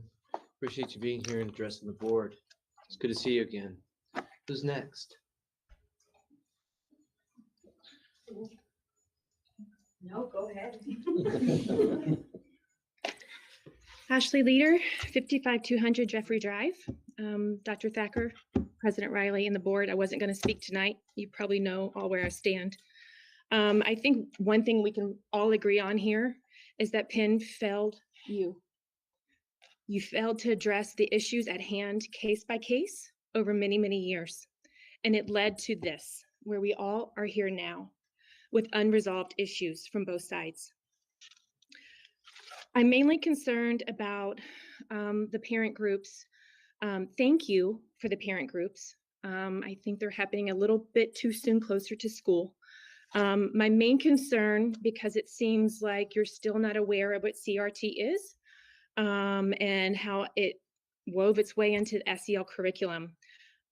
I would love to sit down with you because I have a binder this thick on it of all the research that I've done. I guess my questions are this: when it comes to these parent groups, who's creating the groups? Who's creating the sessions? Who's leading the sessions? Who's gathering the material to be led in these sessions? Because if it's the same group of educators that created the LCL curriculum, we're going to be right back here continually over and over and over again. You created a superintendent advisory committee last year. Great idea. I haven't seen anything on that because I would love to be a part of that. I think that would be wise before these sessions start, considering that if it's the same people creating the SEL curriculum, we have huge issues. My family, I have 4 students here. I have given Penn numerous amounts of free time, of volunteer, leading PTA, being involved in Elsie Rogers, who, by the way, if we want to talk about anything, let's talk about socioeconomic issues in Penn. Because my kids' school, Elsie Rogers, is known as the armpit of Penn. So if we want to have that discussion, I will have that discussion with you. My kids' SEL and the CRT tenets that are in SEL curriculum, it's engineered. It's all engineered. It's not natural. My family personally, we have families and friends from all over the world. I was just at an event at my very diverse church, which we don't even look at those things. My kids have friends from all over the world. SEL is an engineered social experiment of creating these uncomfortable things that don't even exist in most of my kids or any kids that I know of ever. So I don't understand how this is safe and it creates a safe environment. I don't understand how this keeps going on and on and on when this lies with an administration learning to deal with case-by-case issues of racism and bullying. You took something that your system failed to do and you put it on all of our kids, everyone, and we're here because of that. I have solutions from you. I can get them to you. Thank you. Thank you, Mrs. Leader. Who's next? Hi, I'm not going to spit out numbers because I don't really know them. Anyways, Rebecca King, 11100 Edison Road. I kind of just speak on like a parent side of view. I have a daughter going into now 2nd grade, and I have another daughter that we were on the fence putting her into preschool next year, on the fence not putting her into preschool next year. I don't want her to have to experience her first year going into preschool having to wear a mask if it comes back. That's not normal. It shouldn't be a normal anymore. I am a former Penn graduate of 2013. I also previously worked for the school city of Mishawaka, which is where my daughter previously was up until last year. And the only reason I moved her in here to Penn District is because we lived in Penn District. If I had a choice and my husband didn't have a choice, she would still be in the school city of Mishawaka. I don't really have any numbers. I want to speak by like my daughter's point of view. She was so highly educated and top of whatever you can describe kindergarten to be, because I mean, let's be real. You learn some stuff, but not a ton. But she went in Penn and she was so shy. She came home crying almost every day because she could not understand the other kids' emotions around her. She felt like she was failing because she didn't get enough time to fully learn. She wasn't catching on to things, and she was overworked and just so sad. I don't want her to go into the next year feeling the same exact way that she has felt the past year. And I don't think that it's fair to her. I don't think it's fair to other students to not even be able to understand what they're learning if they're not really learning it. I also want to touch base. I have almost every religion in my family, whether that is blood, whether or not that is married in. I want that to be something that we're teaching our kids, their original origins within our views of our family. I don't want them to have to come to school and that only be the only thing they're learning. What happened to learning educational things? When I was in high school, I was trying to figure out why we didn't learn how to write a check, keep a checkbook balance. Why are we teaching kids things that we can teach them at home? Why not teach them educational things that will help them in their future? And that isn't helping them. That's all. Thanks. Mrs. King, thank you. I appreciate you opening up and sharing that part of your family with us. I'm not gonna hit my clip. Who's next? Yes, ma'am.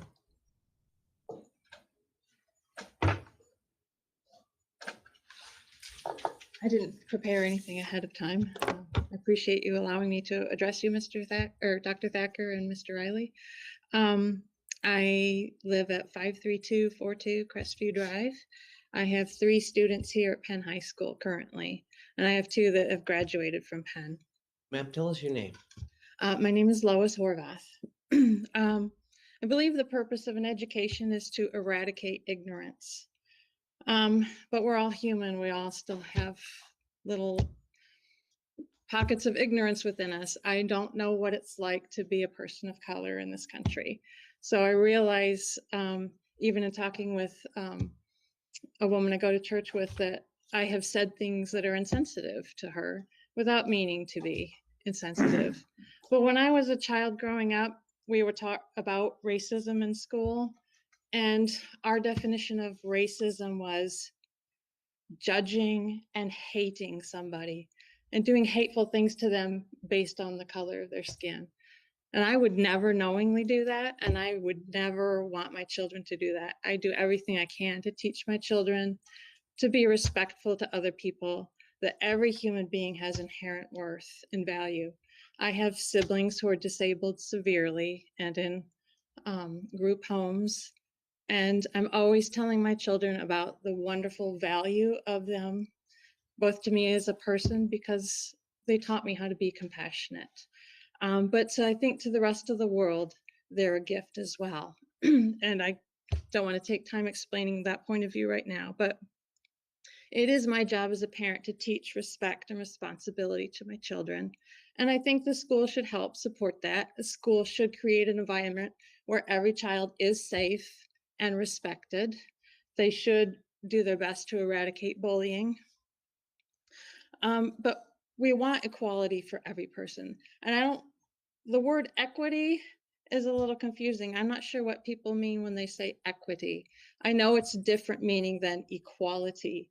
I believe every person, like we've said in our Constitution, is created equal.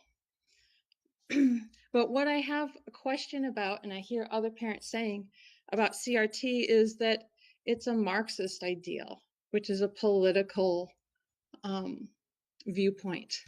So can we address that? We want everyone to be treated with respect and given their dignity. I think that's what all of us want. But what is CRT? Is it Marxism? Does it have a place in the classroom?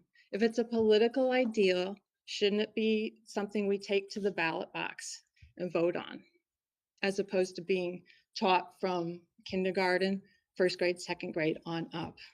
Let children be children and let parents decide in the voting booth.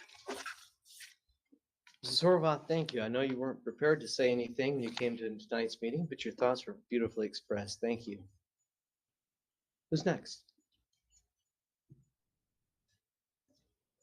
Sir.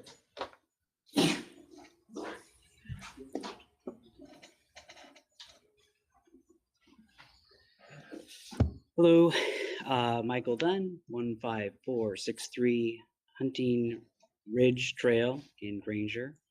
Good evening to the board. Thank you for your time. I think that I mentioned last time I was here that I'm new to the district. And I just wanted to reiterate that I moved into the district specifically because of PHM's reputation. So I know that you all have done hard work over many, many years, and I thank you for that. And I look forward to my children's experiences here at PHM. Okay, so obviously the hot term tonight is CRT.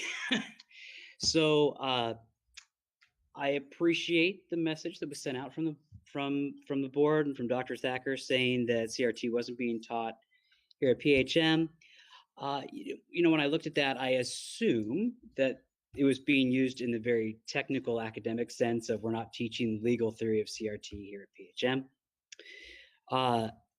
You know, as a parent and speaking with lots of parents, in my experience, that's not what parents are talking about. They're talking about the practical outworkings of CRT. So more specifically, I think what I'm concerned about is I don't want children to be reduced for their identities primarily being about their biological characteristics.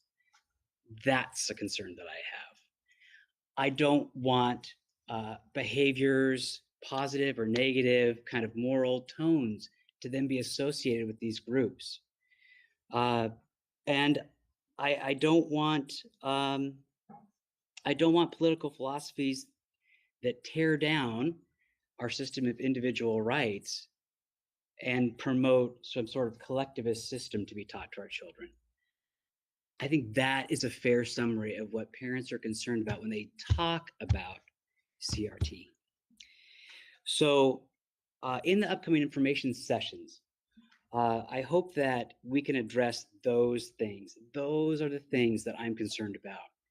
Again, reducing people down to their biological characteristics, and then assuming certain behaviors or beliefs based on that. Of course, any individual incidents of racist behavior should and ought to be dealt with. The topic of racism should be taught within the schools, and certainly the history of racism in the country should be taught. But it should not be taught in such a way that we end up reducing people just to their traits and then stereotyping in that way. Thank you very much for your time, and I look forward to the sessions. Thank you, Mr. Dunn. Appreciate your comments. Thank you.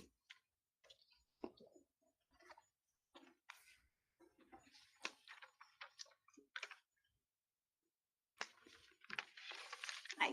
Hello. My name is Angel Curtis. I live at Angel Curtis.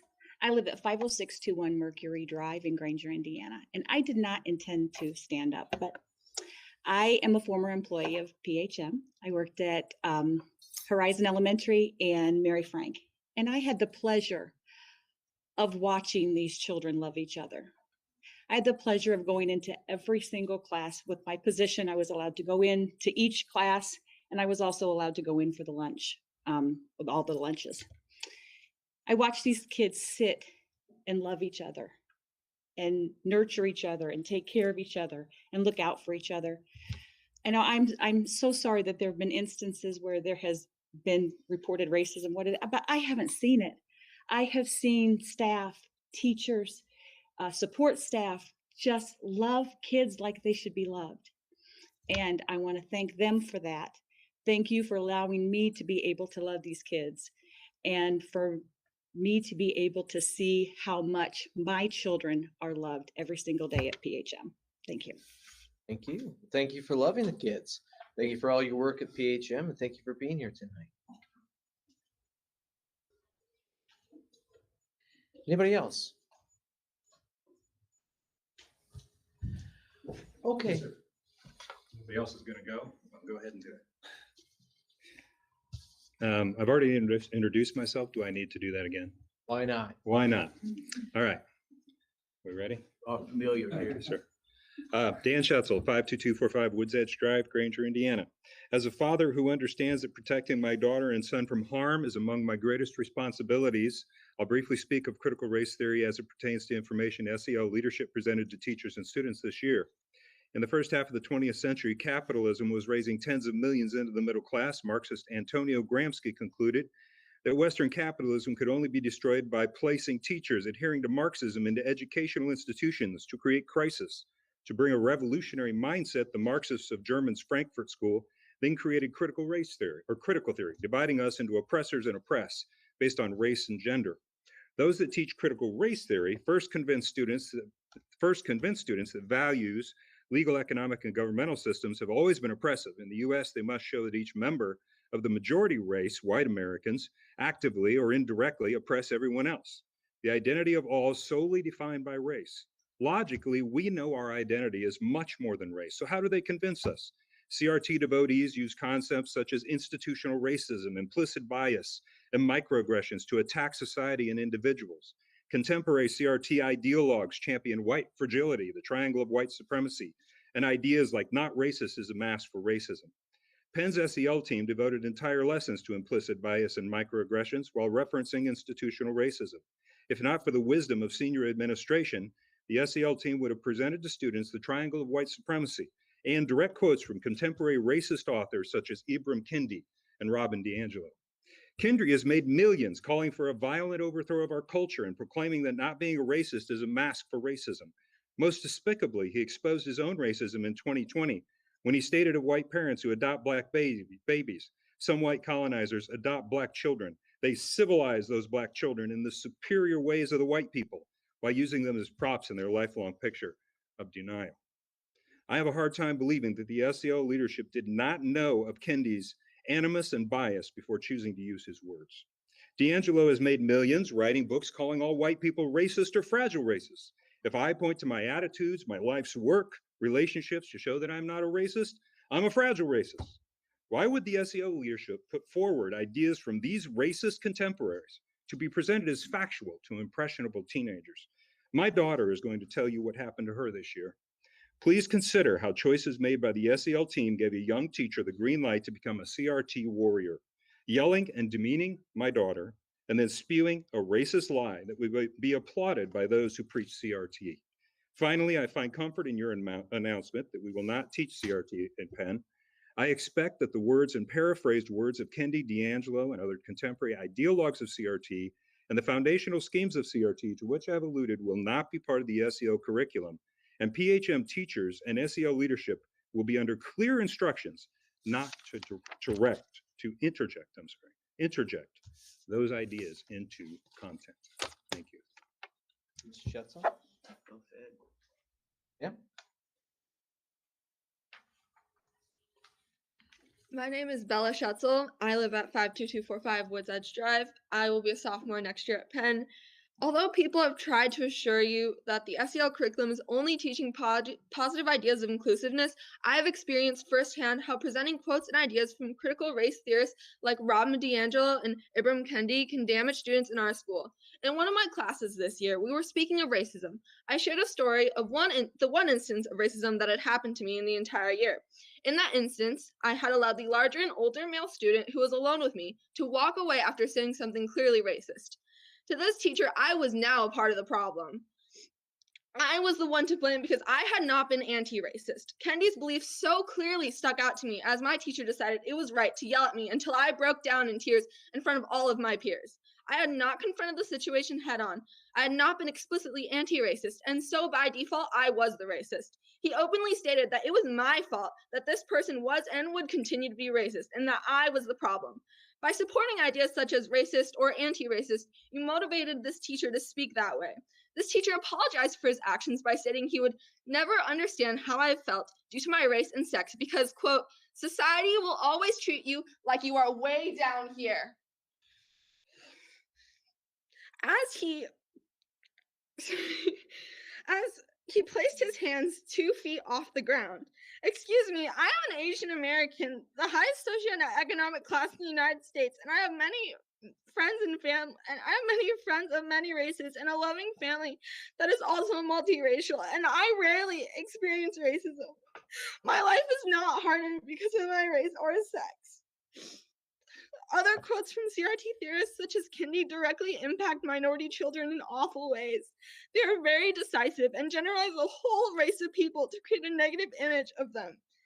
For a child who is adopted, these quotes can easily lead to them feeling like they are unloved by their parents, which destroys the child's perception of their closest support system, hurting their mental and emotional health. For mixed race, half white children like me, a whole nother level of complexity is added. They could be feeling like their parent is thinking down on them, their siblings, and their other parent. I could never imagine feeling like my dad doesn't love me because of my mother's race. And I know that it would absolutely destroy me if I thought that. Although I'm aware that the Kindi and D'Angelo quotes were paraphrased in the SEL lessons and not directly quoted, the fact that they were even considered shows me that the SEL team is ideologically driven or uninformed.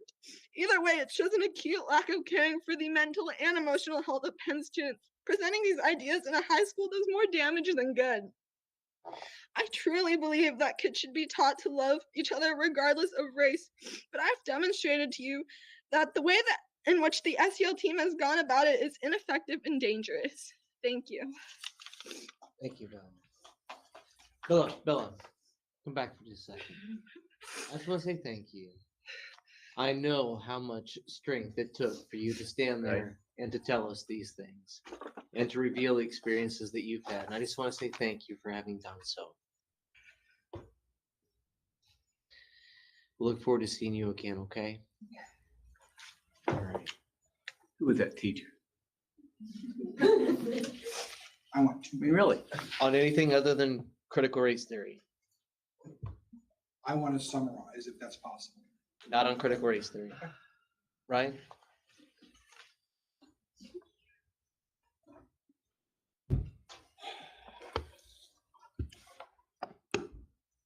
Okay. Brian Jones, 15587 Signal Hill Court. I think what Bella just said underscores the emotional heights that all this stuff has taken recently, right? Whether it's masks, whether it's CRT, you name it. I just want to say thank you to the board again. You have the unenviable job of trying to massage all this together. And since I started coming here a year ago, it's become extremely more complex. And I've sat here and listened to what a lot of people have said, and just trying to process it all. I guess before I get to that, though, I'll try to string together some logical thoughts, but it's so great to see everyone's face. I mean, it's unbelievable. I didn't even know Mr. Garrett had a mustache. I was pretty sure Mr. Linsky had one, but I couldn't tell. But it's really great. So, you know, I mean, look, everyone laughs, smiles, you know, cries. I mean, it's awesome, right? The emotion that you can see when you get the top of the nose down is unbelievable. So thank you for that. We've heard a lot of stuff here today about a bunch of different topics. I think what most people really are asking for is the fact that our society works because you have the ability to make choices about the things that you do, the people you hang out with, the material that you consume, the opinions that you hold to yourself, and not be dictated to what those beliefs and opinions will be, right? I believe that people are asking for choices. Where we sit right now with the masks, there's a choice. That's a really good thing to have, right? If you want to wear one, wear one. No one cares, right? If you want to get a vaccination, go get a vaccination. Protect yourself. The choices that you have are the most important thing that keeps people happy in our society at large. When you get dictated to, that's when the gloves come up, right? I would encourage that choice remains the same when decisions are made with whether or not critical race theory is part of the curriculum or it's not, whether or not, you know, metrics change. It still should be someone's choice because, as it's always been shown, it's a very low risk of COVID. We've done contact tracing. Almost no one that's been contact traced in PHM, I think it's 0, it might be more, but I doubt it, has come up with a positive COVID test. But choices are immensely important. So I just want to underscore that. I think that brings a lot of tensions down. The other thing, if I can have 30 extra seconds, these informational sessions you're having, the more information you can get out to people, the sooner that they have it in their hands, that they can review what's going on and not feel like they don't have the information to review before decisions are made. As Mr. Garrett said, I think I was following you, by the way. I think that's what you were getting at, was more information so we can have questions answered before they come up. Really puts you in a much better position to deliver the stuff that you need to deliver to the school. Thank you for doing a wonderful job. I appreciate the ability of having the choice, and I continue to hope that we continue to have those choices. Thank you. Thank you, Mr. Jones. Appreciate it. Good to see you again. You too. In your whole face. Does anybody else here in the boardroom like to speak to the board? Ma'am, come on up.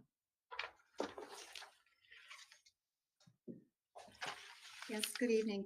My name is Doris Collins, and I live at 15736 Fieldcrest Court in Granger. So this is my first meeting to the board. I actually retired here from the East Coast. So I've been here about 10 years, but this school system always had an excellent reputation that I found out about when I was looking for a home. And it's one of the reasons why I chose to live where I live now here in Indiana. I've learned a lot tonight by listening to all the various viewpoints on what's happening. Obviously, there is something happening, and it doesn't sound like it's good from either perspective. In trying to learn more about what is happening, I accessed, I'm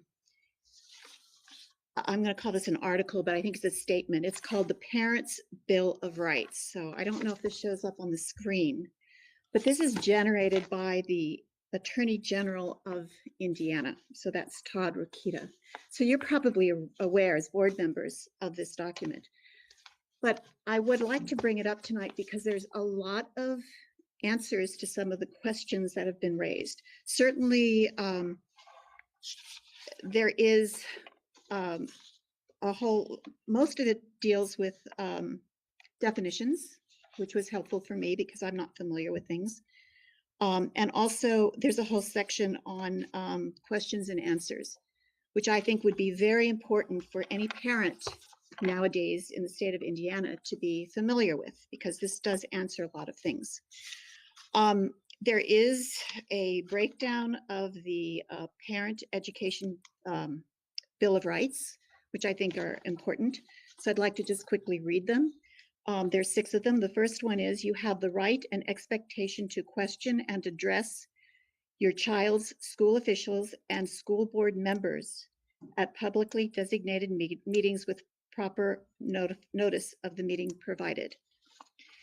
2, you have the right and expectation to question and review the curriculum taught in your child's school by questioning local school board and school administrators. 3, you have the right and expectation that the academic curriculum taught in your child's school aligns with Indiana and federal law. And that's an important point, that it has to align with the law. You have the right and expectation to participate in the selection and approval of academic standards for the state of Indiana. You have the right and expectation to obtain educational materials and curriculum taught to your child in the classroom. And that's a very important right that I think that most parents don't realize that they do have.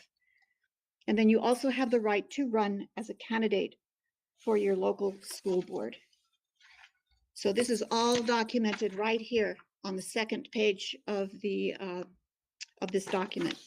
There's one more thing I'd like to quickly address because This have expired, ma'am. okay, I'm sorry to not get to the other thing. It had to do with their definition of CTR and Well, you know what? We SEL. welcome you to come back next time. We'd love to see you. Okay. And I appreciate your thoughts on the Bill of Rights. And I will tell you, Yes. you're one of the most unique presenters that I've ever seen in the school board, because before today, I've never met anybody who chose Northern Indiana's retirement destination. Well, I moved here from New Jersey. Does that answer the question? I moved here from New Jersey. Doris, thank you very much. Appreciate it. Anybody else? Come on. Hi, good evening. My name is Karen. I reside at 74 High Street. So good evening, Dr. Thacker, President Riley, members of the Board of School Trustees. Before I start, I just want to acknowledge the unceded land that we stand on today, which was stewarded by the indigenous peoples, but not limited to these tribes of the Miami, Peoria, Potawatomi tribes. So I spoke last time, so I'm gonna not try to repeat anything that I said before, but I just want to say that I appreciate the students discussing the open letter that the alum group that I'm a part of authored last summer. However, I don't want to reduce this discussion surrounding SEL, anti-racism, and educational justice just down to individual instances of racism. This is an issue that is ingrained into the foundations of this country on land stolen by genocide and built on the backs of enslaved peoples. I can't take the time to describe every example of systemic injustice, but we can see very clearly how redlining and white flight has created this very district and skews the resources allocated to different schools. Racism is not just on an individual basis, it's the erasure of particularly Black, Indigenous, and people of color voices and experiences on a systemic level, be that the erasure of history in US history courses or the denial of racism that is inherent to the act of erasing said history. Secondly, I have to admit that LCL lessons are not perfect. I think that this is it's a conversation that we should be having, and I think that many marginalized students agree that these lessons need to have some fine tuning, to say the least.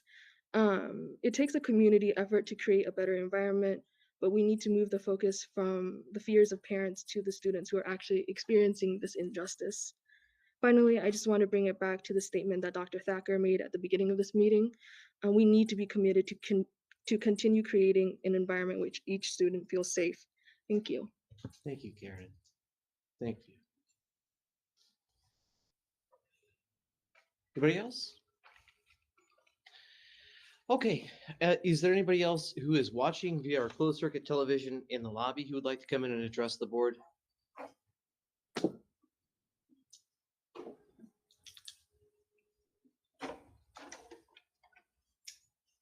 Mr. Riley, I'd count 20 speakers coming in. 2 or 3 minutes, please. So just throw a little recess here. If that would be possible. Can we go ahead and let them speak and then? Yeah, that'd be fine. Hi, my name is Robert. I reside at 50531 Pressman Court. Robert, what's your last name? Wilson. Wanted to advocate for kids 12 and under that we do require masks. I want to reiterate how masks work. They prevent droplets from being spread to others. Masks provide protections to others. If you aren't masked, you could infect another kid. I have a daughter at school who I'm deathly afraid of getting the Delta variant, who has many kids across our nation in ICU, on ventilators. This is a very dangerous time. The same advocates who are anti-mask will say masks don't work, but then they will say to their kid, cover your cough. They get so close to the point and fall flat on their face. Now, I think it's been mentioned before, the American Association of Pediatrics, the CDC, local health departments have all said masks should be required. You all have ignored that to this point. I'm not naive. I don't think you will listen to me. There was a series of doctors and parents who came and spoke to you and dispelled all the myths that other people have said today and all your fears, and you ignored it. Now masks are optional and we're risking the lives of our students. Luckily, I don't think anything has happened, but I'm not going to talk to all those myths because I can't dispel them. You won't listen to me. What I am going to talk about is what might happen. Should a kid get sick and end up in the critical ICU or on a ventilator, they will have millions of dollars of medical expenses. You all are liable for that. They will sue the school board and each and every one of you. I want you to think about that as you consider why you're ignoring the medical experts. Think about that. Also, how are we going to go throughout school? Students, the way we have been quarantining our students before is not going to work. If one kid comes in with COVID, the whole class is going to be out. We're going to have kids that are out for months because of this. Masks work. Please stop your political agendas. Please stop ignoring science. And please require masks. Thank you. Thank you, Mr. Wilson. We appreciate it. Mr. Woods, if we have no other speakers, you still need a recess? No, if we're done, we're done. That's fine. Okay. But I'm not trying to rush anybody either. I want to hear everybody. That's why I'm sitting here. Do we have any other speakers, anybody else in the lobby who'd like to speak before the board? Go ahead, sir. Speaking a second time, Mr. Rutten. So I got good news, I got bad news. The good news is there's a lot more people in this room than there was a month ago. And there's even a couple empty chairs outside. And there was nobody prevented from coming into this meeting this month. So that's good news. And I think that the administration had done some changes to help facilitate that participation. And I think it's been successful. Bad news. And I don't think this is going to be very well received either, but I feel like saying it. A couple of PHM staff members, current staff members, spoke at this meeting in the hearing of visitors. Mr. Rutten, I make it clear, personnel issues cannot be addressed publicly before the board. And I didn't say anything. So if I could just read the policy. Mr. Rutten, everybody knows who you're talking about. So I'm going to defer to our board attorney. Is this an issue that can be discussed publicly? Not publicly. It involves personnel issues. So if it involves personnel, I would invite you, sir, to address the issue with the superintendent, but it cannot be discussed publicly before the board. You're welcome to resume time. You have a few minutes left or a couple minutes left on any other issue that you want to discuss, but personnel issues cannot be discussed. Okay, so not a personnel issue. But I did wish to read the school board policy 156, which says, staff communications to the board, all communications shall be submitted to the superintendent. And they provide an excellent and public board meetings provide an excellent opportunity to observe firsthand. Now, I think what was said, what has been said tonight by everybody has been very wise and thoughtful. And nobody was prevented from participating in the meeting this month. So I think that's very good. I think there's a lot of time to talk. And I think this board has done a good job with that. We'll see how this goes going forward. And so then I wanted to add it just briefly. I wanted to reiterate my understanding of the golden rule. And this is what I teach my family, and this is what I've been taught. The golden rule is you do unto others as you would have them do to you. And I believe when it was mentioned earlier, it was a slightly different rule. So I just wanted to clarify that. And I would like to I'm done speaking, so thank you for listening to me a second time, and somebody else can have a little bit more of my time if that's allowed. All right, Mr. Rutten, thank you very much. We appreciate it. Anybody else in the lobby who'd like to address the board?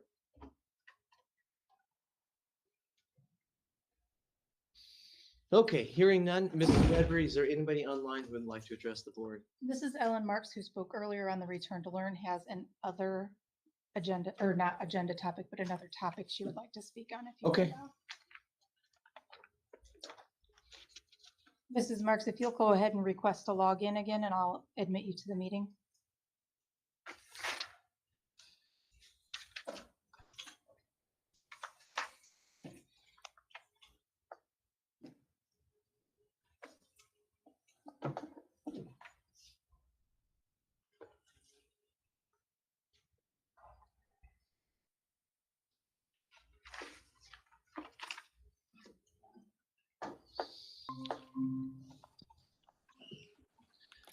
Hi, Mrs. Marks, welcome back. Thank you. Can you hear me okay? We can hear you fine. Excellent. All right.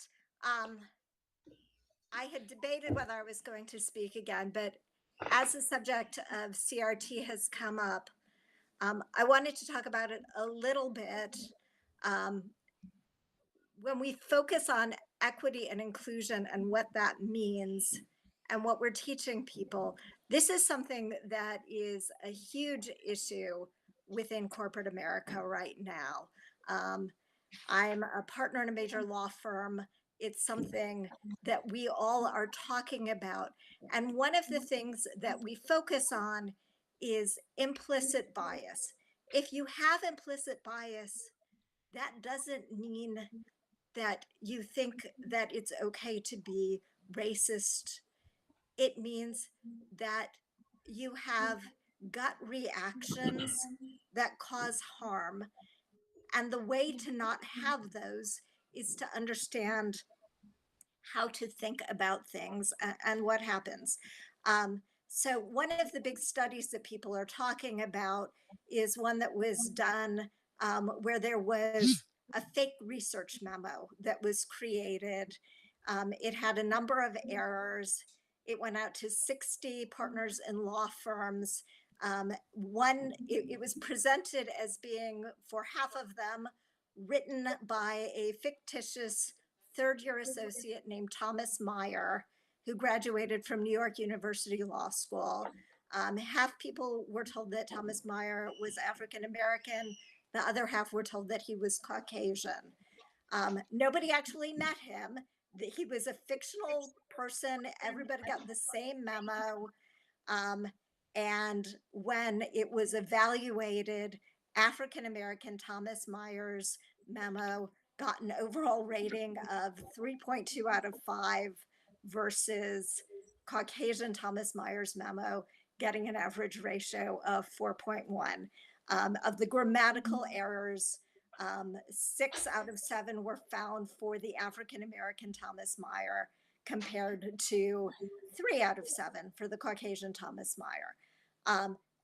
And this was just, a random selection of people.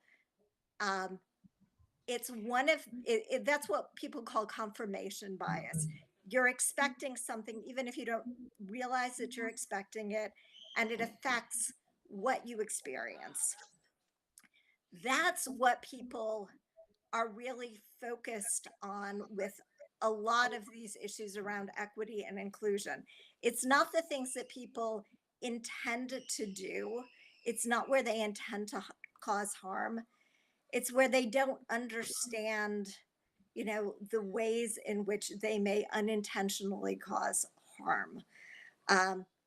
So I just want to throw that out. I'm really sorry to hear few about minutes the, have expired. Mrs. Marks, thank you so much for rejoining us and for expressing your thoughts and for informing us of your experience with that study. Your 3 minutes have expired, but we really do appreciate your input. Could I just say, for the woman who was so upset, the young lady, I'm really sorry that she had that experience. No teacher should make her feel like that ever. And that shouldn't be what any of this is about. Thank you very much, ma'am. Thank you. Do you have anybody else online? I do not. Yes, come on. Hi, my name is Michelle Kwok. I reside at 651 Pasquarella East. And sorry for not responding to the call to speak earlier. I was just kind of collecting my thoughts on things. And I wanted to talk about something that Mrs. Marks brought up, which was that how we view things as someone who experienced an event and someone who watched an event is very different. So I went to PHM High School, PHM Middle School, and then I went to a different district elementary school. And throughout the 3 different levels of schooling, I have experienced a lot of things that I would not want other kids to experience, including posters I put up being vandalized with anti-Chinese slurs, including being called the names of every single other Asian girl in my grade, and that's both at middle school and high school, including teachers saying to my class that I'm only good at math because I'm Chinese, or I'm only good at school because I'm Chinese, and so and so. And I recognize these are personal experiences, and personal experiences aren't exactly what I want to touch on. But when I was in school, these things were said, and I doubt that many of these people who did them were teachers that said these things, gave much of a second thought on it. And I didn't bring it up to them, and they didn't, they probably didn't think about it much. Because I also want to bring up someone who said that they didn't see any racism, and I'm not faulting her for anything, but it's hard to separate things from what we've experienced and what we've seen. And me bringing up these issues isn't to highlight that like there have been experiences like this, because we all know there are, but to highlight that it's not on us as people of color, as students of color, students of other marginalized communities. It shouldn't be on us to bring these issues up. It should be on people who like have committed these things, but obviously we can't rely on them, and that itself is an injustice to any students at these school, that people that are supposed to be teaching us things are as the Bella there said, people who are saying these things, like, they aren't being adequately trained. And I'm sorry, this is like really jumbled, and I didn't like plan this very well. You're doing but, minutes have expired. Sorry. I think like just like one last thing is just that I think everyone agrees that things need to be changed, and denying that racism exists is not the answer, because it does at a systemic level. And if you ask many scholars studying at a higher level, where it's simply even elementary school children, they'll tell you that these things exist. And since they exist, we cannot ignore them, and we cannot ignore the experiences of the people who have Michelle, lived through these things. it's great to see you again. Thank you so much for sharing your experiences with us, and most importantly for tonight's purpose, thank you for sharing your thoughts with us. Is there anybody else? Ma'am? My name is Tina Cartwright, and I planned to be just a silent watcher tonight and just observing. But my husband Ryan and I have 3 children that attend PHM schools, and I also attended PHM schools my entire life. I went to Madison Elementary School, the greatest principal of all time, Mr. Cole. And then I went to Grissom, and then to Penn. Our children go to Discovery and to Horizon Elementary School. And I would just like to touch on the topic of how our schools have changed over the years, as far as parent involvement. And when our oldest daughter was in kindergarten, I was able to volunteer as often as I wanted to at the schools. I would go several times a week just to help out with whatever they needed. That has drastically changed over the years, to the point where we feel very unwelcome, like people do not want us in the schools. At one point in time, we were told we weren't allowed to go to lunch with our children in the school. We were supposed to make a reservation to go to school lunch with our child. And again, this isn't going to be as eloquent as many of the others because I didn't plan on speaking tonight. So, so that that is really bothersome to me because I'm a stay-at-home parent and I want to be involved with my children's education. And I think it's very important to be involved with their education and to be in the schools with them, helping, watching, just like Dr. Thacker, you mentioned the triangle of success. It's parents, teachers, and students. Is that what it is? So when we take the parents out of that equation, like it's broken, like it's fractured, like it's not a good relationship when we take the parents out of the equation. And I just want to briefly touch on CRT. And I feel like my husband Ryan and I are raising 3 very incredible children, and we have the ability to teach them right from wrong. And I don't feel that it's the school's place or teacher's place to tell my 7-year-old that he is an oppressor because he is looked at as being a white child. Like, I don't think that's fair. He has no idea. He's such a loving little child. Like, it's just very disheartening to see some of these things that are in this curriculum. And I will say one last thing. I had opted my daughter, who's in middle school, out of a lesson. I filled out the Google Doc and she was opted out of it. But when the time came, the teacher told her that she had to go. She said, "I'm not supposed to go to this." And he said, he or she, I can't remember, said that she had to go. And she's a really good kid. So she followed the rules and she went, even though I had said she wasn't supposed to be in that lesson. So. And your 3 minutes will expire. Okay, thank you. So again. But you know what though? You're welcome to come back. See us again. I will, and I'll be more prepared next time, so. Thank you, Mrs. Cartwright. Anybody else? Okay. Close the hearing of visitors.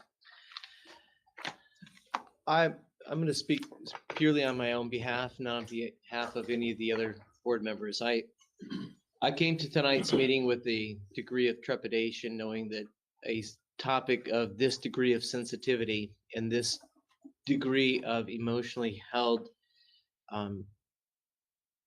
hurt, frustration, anger, both sides. I came to tonight's meeting with some degree of trepidation. I can tell you, I feel now more encouraged about the direction of our school district, having sat through this hearing of visitors and listening to your comments than I have felt in a long time. Because when you take a topic that's this explosive, tonight's meeting could have been conducted differently. This is a very dignified discussion. People are very respectful of one another, even though they may not agree with one another. We had students who came in and poured out their own personal experience. We had families who came in and talked about experiences that their children have gone through. And having listened to all this, I feel more confident than ever that we're going to work together to continue to build the district that we all want. And that's a district where we all love each other. We all treat each other with dignity and respect. And yeah, we take care of ourselves, we take care of each other, and we take care of this place. So thank you all very much for your participation in tonight's meeting. There being no further business before the board, I'll take a motion to adjourn. Second. All those in favor vote aye. Aye. Any opposed vote nay. Meeting's adjourned.